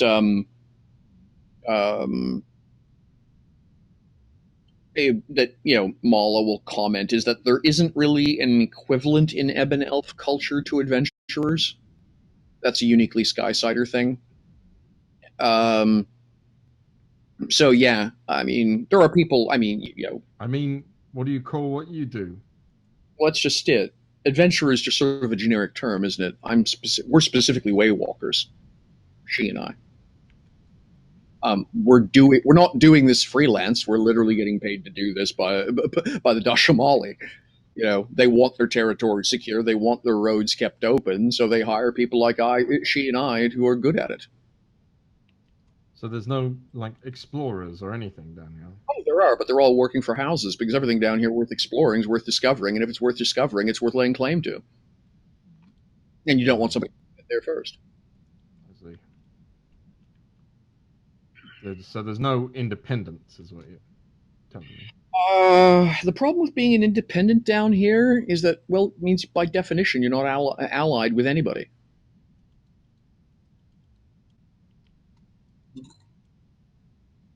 Alliances are what keep you alive down here. Yeah. So yeah, so you guys will wind up at the local Travelers Inn. There are going to be a few other Skysiders there. Travelers, various directions. Everybody down here at the inn is wearing some kind of colors indicating their household alliance, if you will. The inn is a Y-shaped structure, with the central area being almost tower-like. So there are it's 2 stories tall. Like I say, it's built in a Y, with the central piece being a 3rd story up. The 3rd story is, in fact, the equivalent of a VIP bar. So yeah, a little bit more pricey, but the walls are all glassed, so you get a beautiful view of the entire town, as well as being able to look out over the lake. The place is actually pretty busy, as I say. And yeah.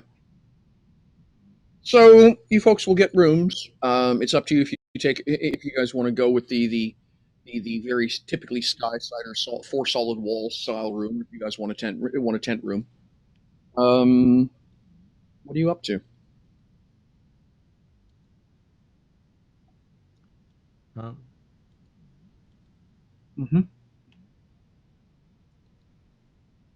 Where you stop? In the morning, we'll get you over to the Dashamali embassy. We'll find out what happens next. Well, I say embassy because it's more like clan holding of esteemed pride and representation, but that just doesn't translate well into your language. So I'll just say embassy. Same idea, really. And we can't convince the two of you to take us any further? Oh, you did that a while ago. It's just I'm not allowed to accept the offer. I see. Not. Alliances. Right. After all, my last name's not really Dashamali. She's and neither is hers. Right.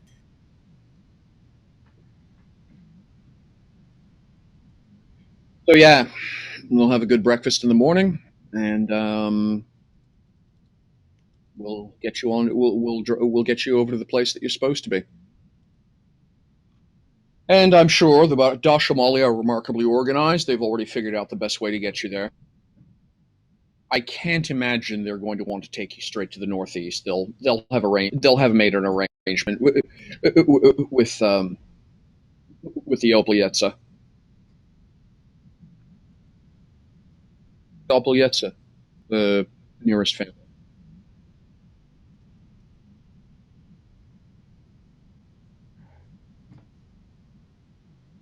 Are they nice? Well, depends who you ask. Oh, she kind of chuckles. Are you asking? Ms. Dashamali or Ms. Kalnarian? And have a sip of her wine. Kalnarian. Yeah, I think they're okay people. They want the same thing everybody else does. Once in a while, they're a little bit punchier than they need to be, but let's be honest, this place isn't really good at fostering polite. Well, no, it's really good at fostering polite. It's not very good at fostering courteous.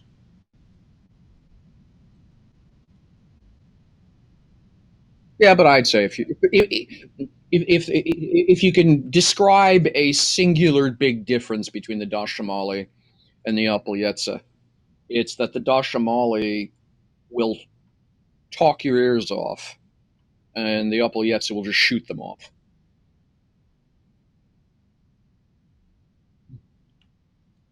So they're a bit more. They're shorter patience. Oh, they're not like Lucas.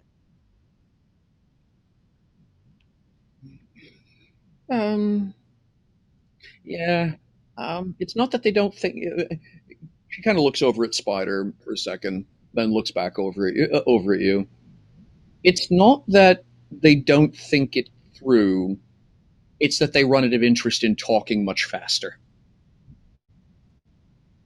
Once the decision's made, the Dashamali will make a decision and then review the decision and then form a committee to review the review. Right. Once they've reviewed the review, Then you can't stop.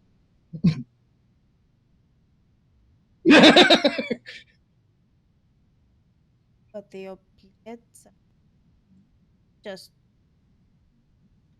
Mm-hmm. The Obliets, if you will, are faster to move and faster to realize a mistake. They're more fluid. they faster to stop if they make a mistake, or do they just keep? No, that's what I mean. If they're making a mistake, they stop making the mistake. The Dashamali are far more pride-driven. Once they've decided they've got it right, they keep doing it, even if it turns out to be wrong. Very, very odd pairing of neighbors. Sort of an odd.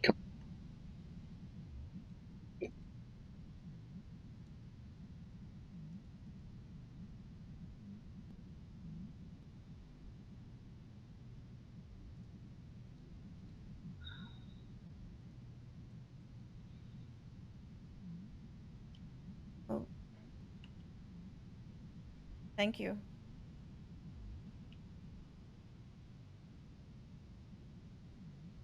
Shouting at your ankle? Anytime. That was quite strange. Yes? It worked, did it not? She tests the ankle.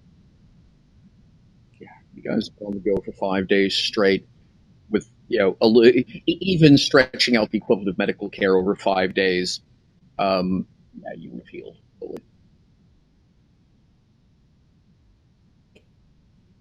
Yes. It worked. My specialty. Kidding, that's really not my specialty. I always thought that if you are yelling a chanson, but just but grumpy at Yeah, which makes it all. Yes.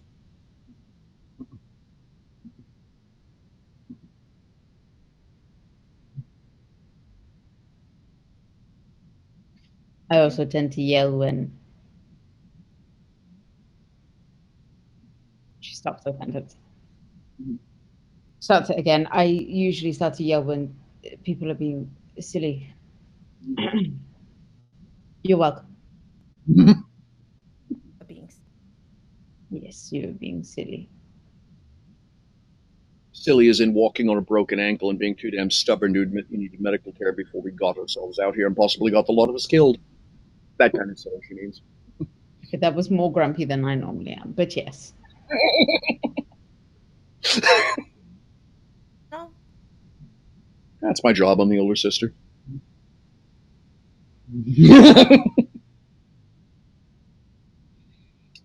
All right.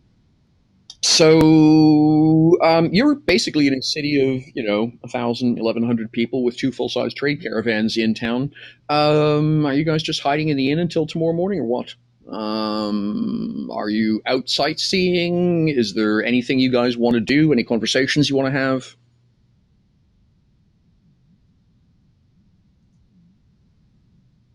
I think Alexandre would want a bit.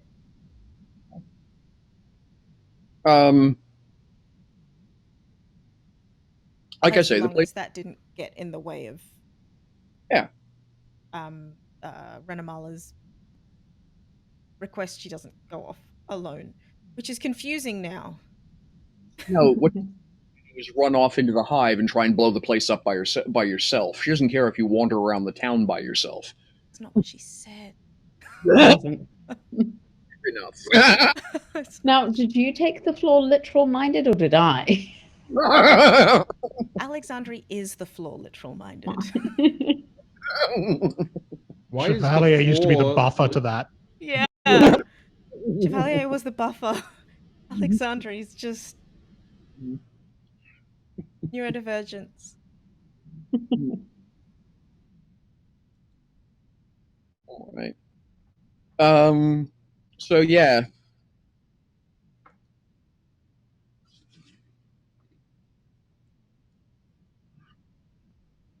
Don't wander around.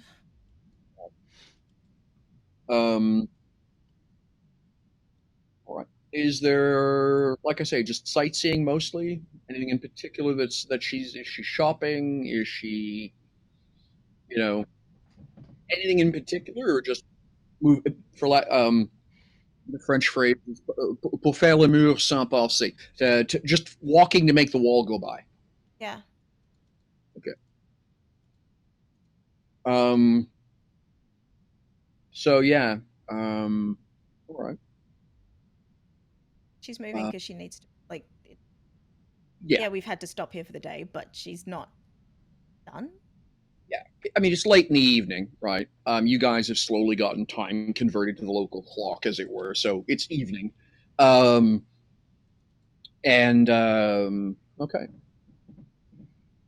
Let's see. Spider wanders around looking for Sam's new character. No. That's it. I deeply appreciate your silliness. Stop that.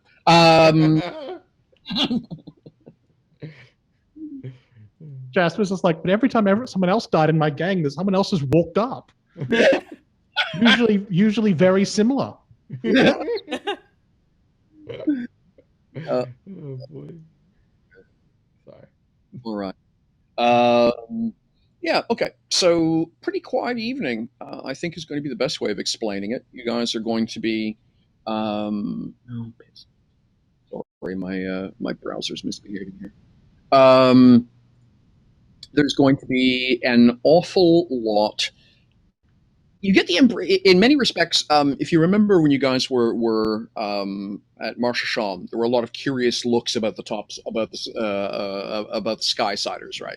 In spite of being an elevator shaft connected to the upper world, there were not. You guys were getting an awful lot of curious looks about Skysiders. No one seems to be giving you guys a second glance as you're strolling around. You're politely anonymous. If you're wearing the Doshamali sash or armband, then you'll get polite nods. Otherwise, if you're sort of going incognito, as it were, then you're just literally being ignored. So it's up to you. She wouldn't be armband Okay. if one was being. I was just going to say I should. If I didn't say it, then I should have. That as soon as you guys had gotten to the foot of the elevator, and met and picked, Renamala, or even before you guys went down the elevator at Marchand, Mala should have given you guys either the equivalent of a cummerbund, a sash, or an armband to wear with the Dashamali colors on it, because that's literally how that's how everyone knows who to help down here, is by the colors they're wearing. Right. So if I didn't say that, then that's an omission on my part. My apology. So she would be carrying a sash, but not wearing. As in, if something happens, she's got one. Right. Okay, that makes sense. Sash will travel. Mm-hmm. Okay. So it's going to be a pretty quiet evening. The town is busy. It has a. This is going to sound probably really weird for a place that's perpetually semi-darkness, but it's got a pretty decent nightlife. There are several busy pubs. There are buskers on street corners. There are the equivalent of street food carts, doing 27 variations of kebab.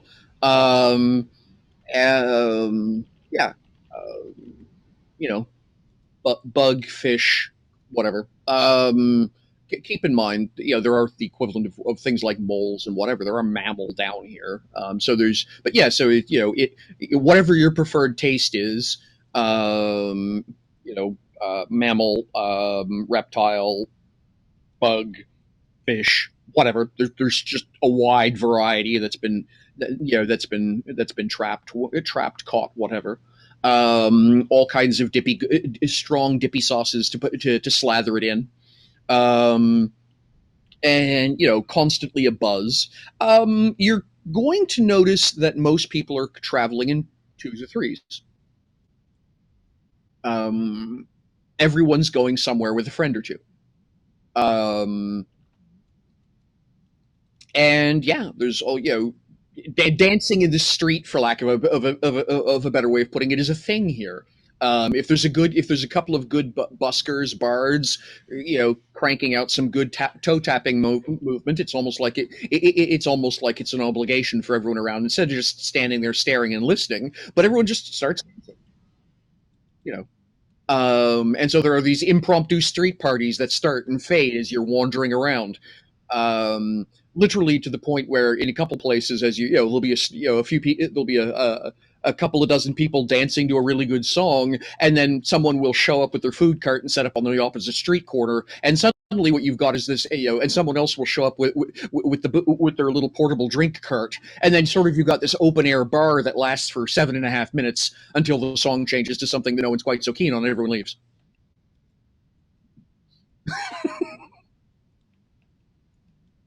Alexandre would sit and watch that happen for 7.5 minutes. And like I say, it happens. It doesn't just happen once. It's like happens several times over the course of the evening as you guys are strolling around, looking, doing whatever you're doing.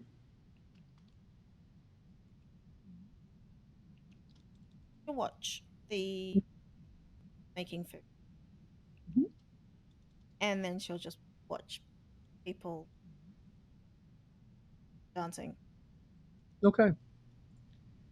Spider is being somewhat conspicuously unspider-like in that he's not slinking off and doing his own thing or anything. He's just sort of walking around with Alexandria but being quiet and Oh, spiders!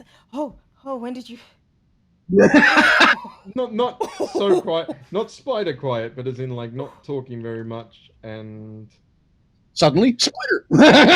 trying to be Suddenly the sort of spider. silent companion that he imagines Chevalier was to Alexandria, even though their relationship was totally not that.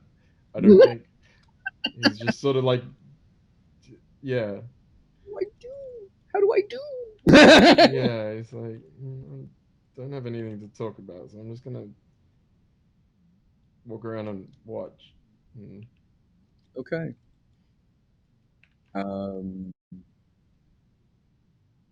So yeah. Oh, good.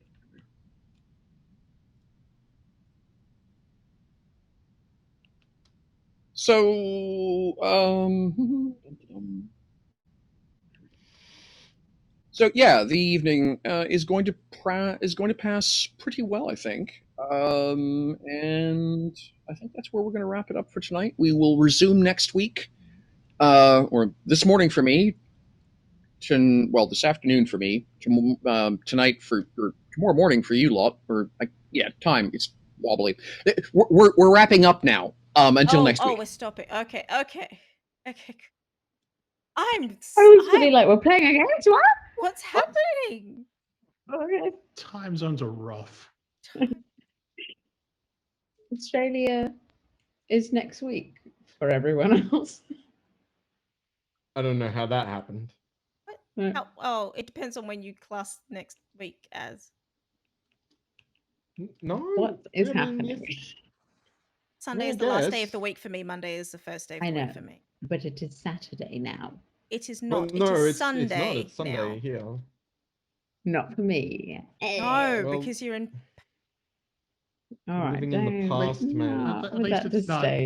We're dealing with less daylight savings now. No, not for us. No, not yet. I have next week. No daylight savings. You're just so disgusted by the whole concept of like anything that's not to do with cows. What the hell? Think of the cows. No, we don't think. There we go. Sorry about that. I'd managed to bop the power cord out of the mixing board. Took me a couple. Could you pull yourself down just a little? Pull myself. Is this Benny? No. Other way. As in, could you make you less loud, please? Oh no! Make yourself. Oh, okay. What? We're good. We did it.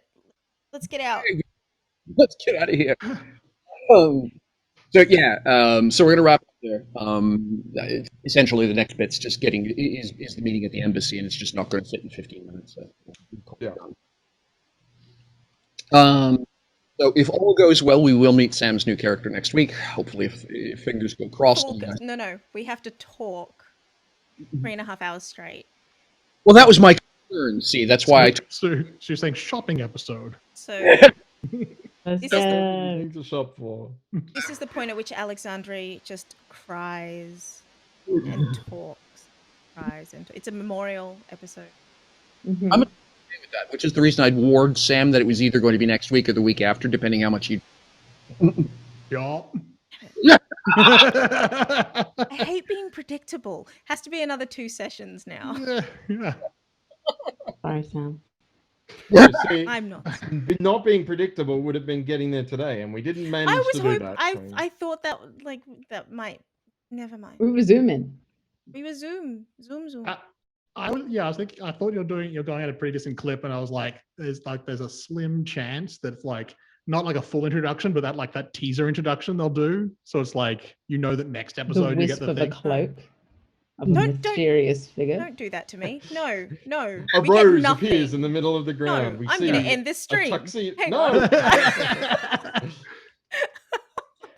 I'll just close the Zoom call. I'll stay here, me, with everyone I'm power else. hungry. And we got new art being made. So Yeah. Yes. there was a slight delay because PayPal decided to be weird and wouldn't let me pay. It was just PayPal like said no pay. PayPal was like, I don't want your money. Your money's not good here. And I went, Okay. what? But PayPal, what? It kept going, try again later. Scrub. And I was like, oh, all right. So on PayPal, they owe me $1,000. So $3,000, and then maybe you can pay. So yeah. No, I was trying to figure out if it made sense for you guys to jump in on that introduction this session, but I wanted to give everyone all the time they needed to talk. So I didn't want to shove too hard about it. So we'll get started on. So next session will be dedicated essentially towards sorting out the future of the group, if you will, meeting the new traveling companion, and sorting out Mala and she, and how that all is going to happen, and then possibly a little bit of a teaser about things coming from the future, and then we'll go from there. I'm sorry. Sounds good. Things coming from the future. From the future. In the future. No, that was Sam's old character. That's true. No, A that was from the sophisticated past. robot sent back in time. I He mean, missed and went too far and had to wait in stasis. Yeah, he didn't die. He just sent himself forward in time, back in time. Wibbly We're wobbly. going back to the future, Marty. And actually, his name's not Chevalier. It's There Marty. were like 5 references just like flat together, and my brain just went. Welcome.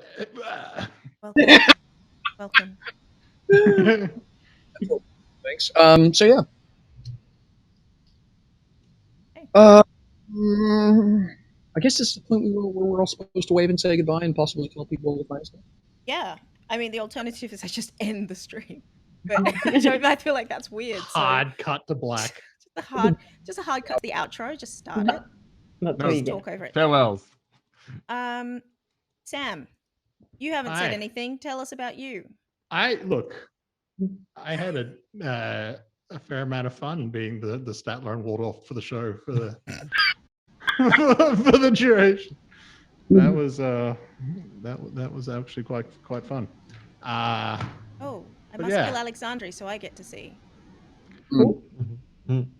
I mean, I don't know if it's worth the cost, but like, you do you. But yeah, I'm Sam. I will potentially be playing someone new next week. Anyway, Unless sorry. it takes longer. We Stop, literally stop, just talked stop. about this. Yeah, I know. I'm stopping. Done. You can find me on Twitter at _RealSamEP. You can also find me on Monday if you live in an Australian time zone, speaking of time zones, for RPG at Home, where we'll be playing Pulp Cthulhu. Yes. And definitely not making terrible decisions about the mental health of my character. He definitely didn't just find a book that he should not read. That he's Don't like, ever read look, books in Call of Cthulhu. Read the Don't, book. yeah, don't do it. that was the whole idea. He said, you don't read books and you don't cast spells. So I made an academic who wants to learn magic. Right. So we also had almost lost that character as well, though, not from sanity thing, but More bad math. wasn't as bad as I thought it was, because I actually looked at I was like, I actually don't know how, like, what happens when you hit 0 hit points in this game. And I went and checked it, and I was like, oh, it wasn't as bad as I thought it was. It's good. It's got there's a lot of weirdness. Well, a couple of extra steps we didn't hit. But it's all right. But that's at like 8 p.m. Australian time, which is like 5 a.m. Eastern Standard or something. So VODs are available.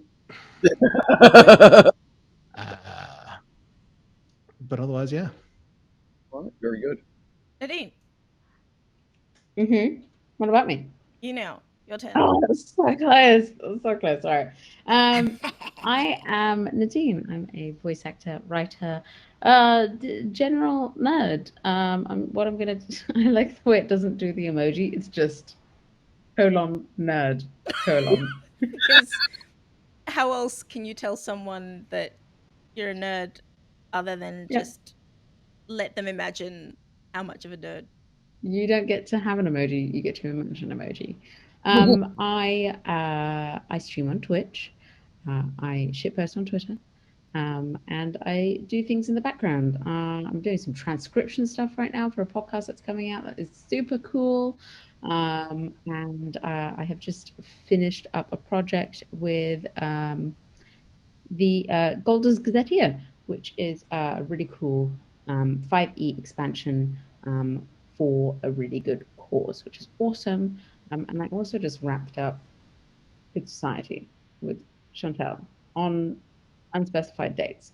And I'm sad about it. So what I'm doing is I'm doing a whole bunch of one-shots to make myself feel better. And the next one is on Sunday, American time, Monday, English people. English people?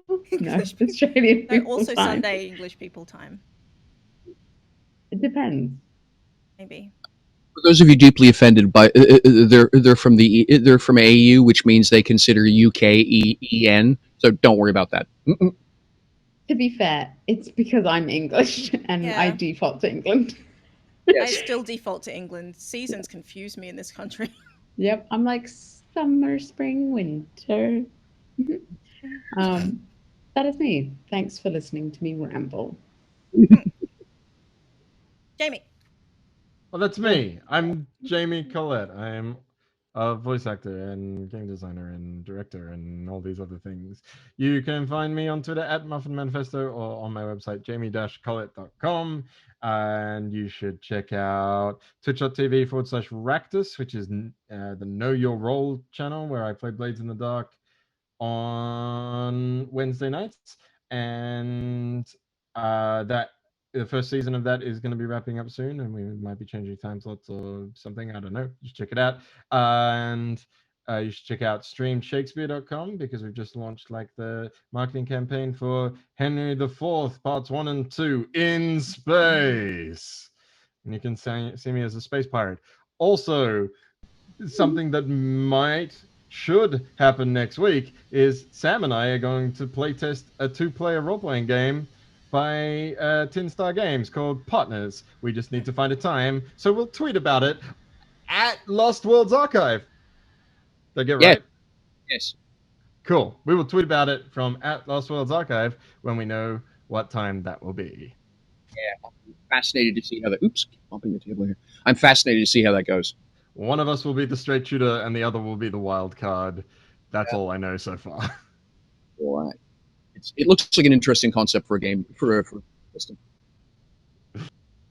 I was going to let Michelle take us out, but actually, Nadine has decided that Michelle, you're next. I have decided. Dean has decided that I'm next. Yes. Okay, fine. You got volunteered. Voluntold, I think is the phrase you're looking. You got voluntold. All right, I am Michelle Vine, the GM and storyteller for these fantastic folks.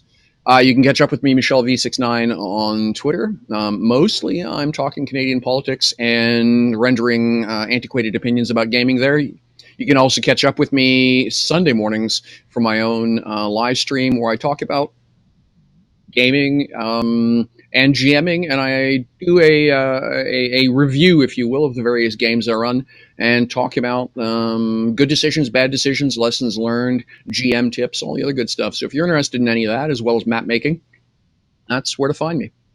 Yeah, thanks very much. I am Chantel, and I'm taking us out today because that's great. No. Well, they've got it on screen. You've got all of the stuff. I'm all of the things. Everything you need. It's me. There's a show on. She's in it. If there's a show, hey, I'm in it. I'm not, but actually, like, put me in your show. If there's a show, put me in it because I'll have fun. You can find me on you can find me here. You can find me on action_fiction on Tuesday my time, Monday US Eastern time at 8 p.m. You can find me on my website, wordswithcolor.com. You can find me on Nadine's channel at some time that told me that I don't remember because I'm sure I wrote it down or put it in a diary, but Oh, yeah. sometime this That's week fine. I'll be there. And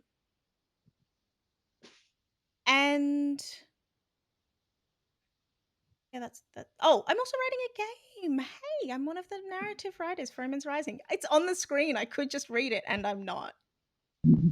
Great. Have a lovely weekend.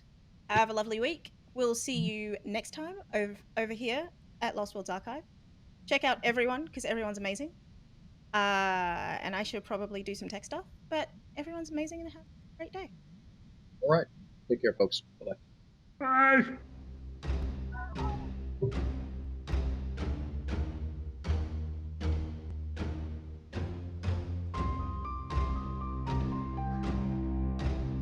So this is the secret portion of the.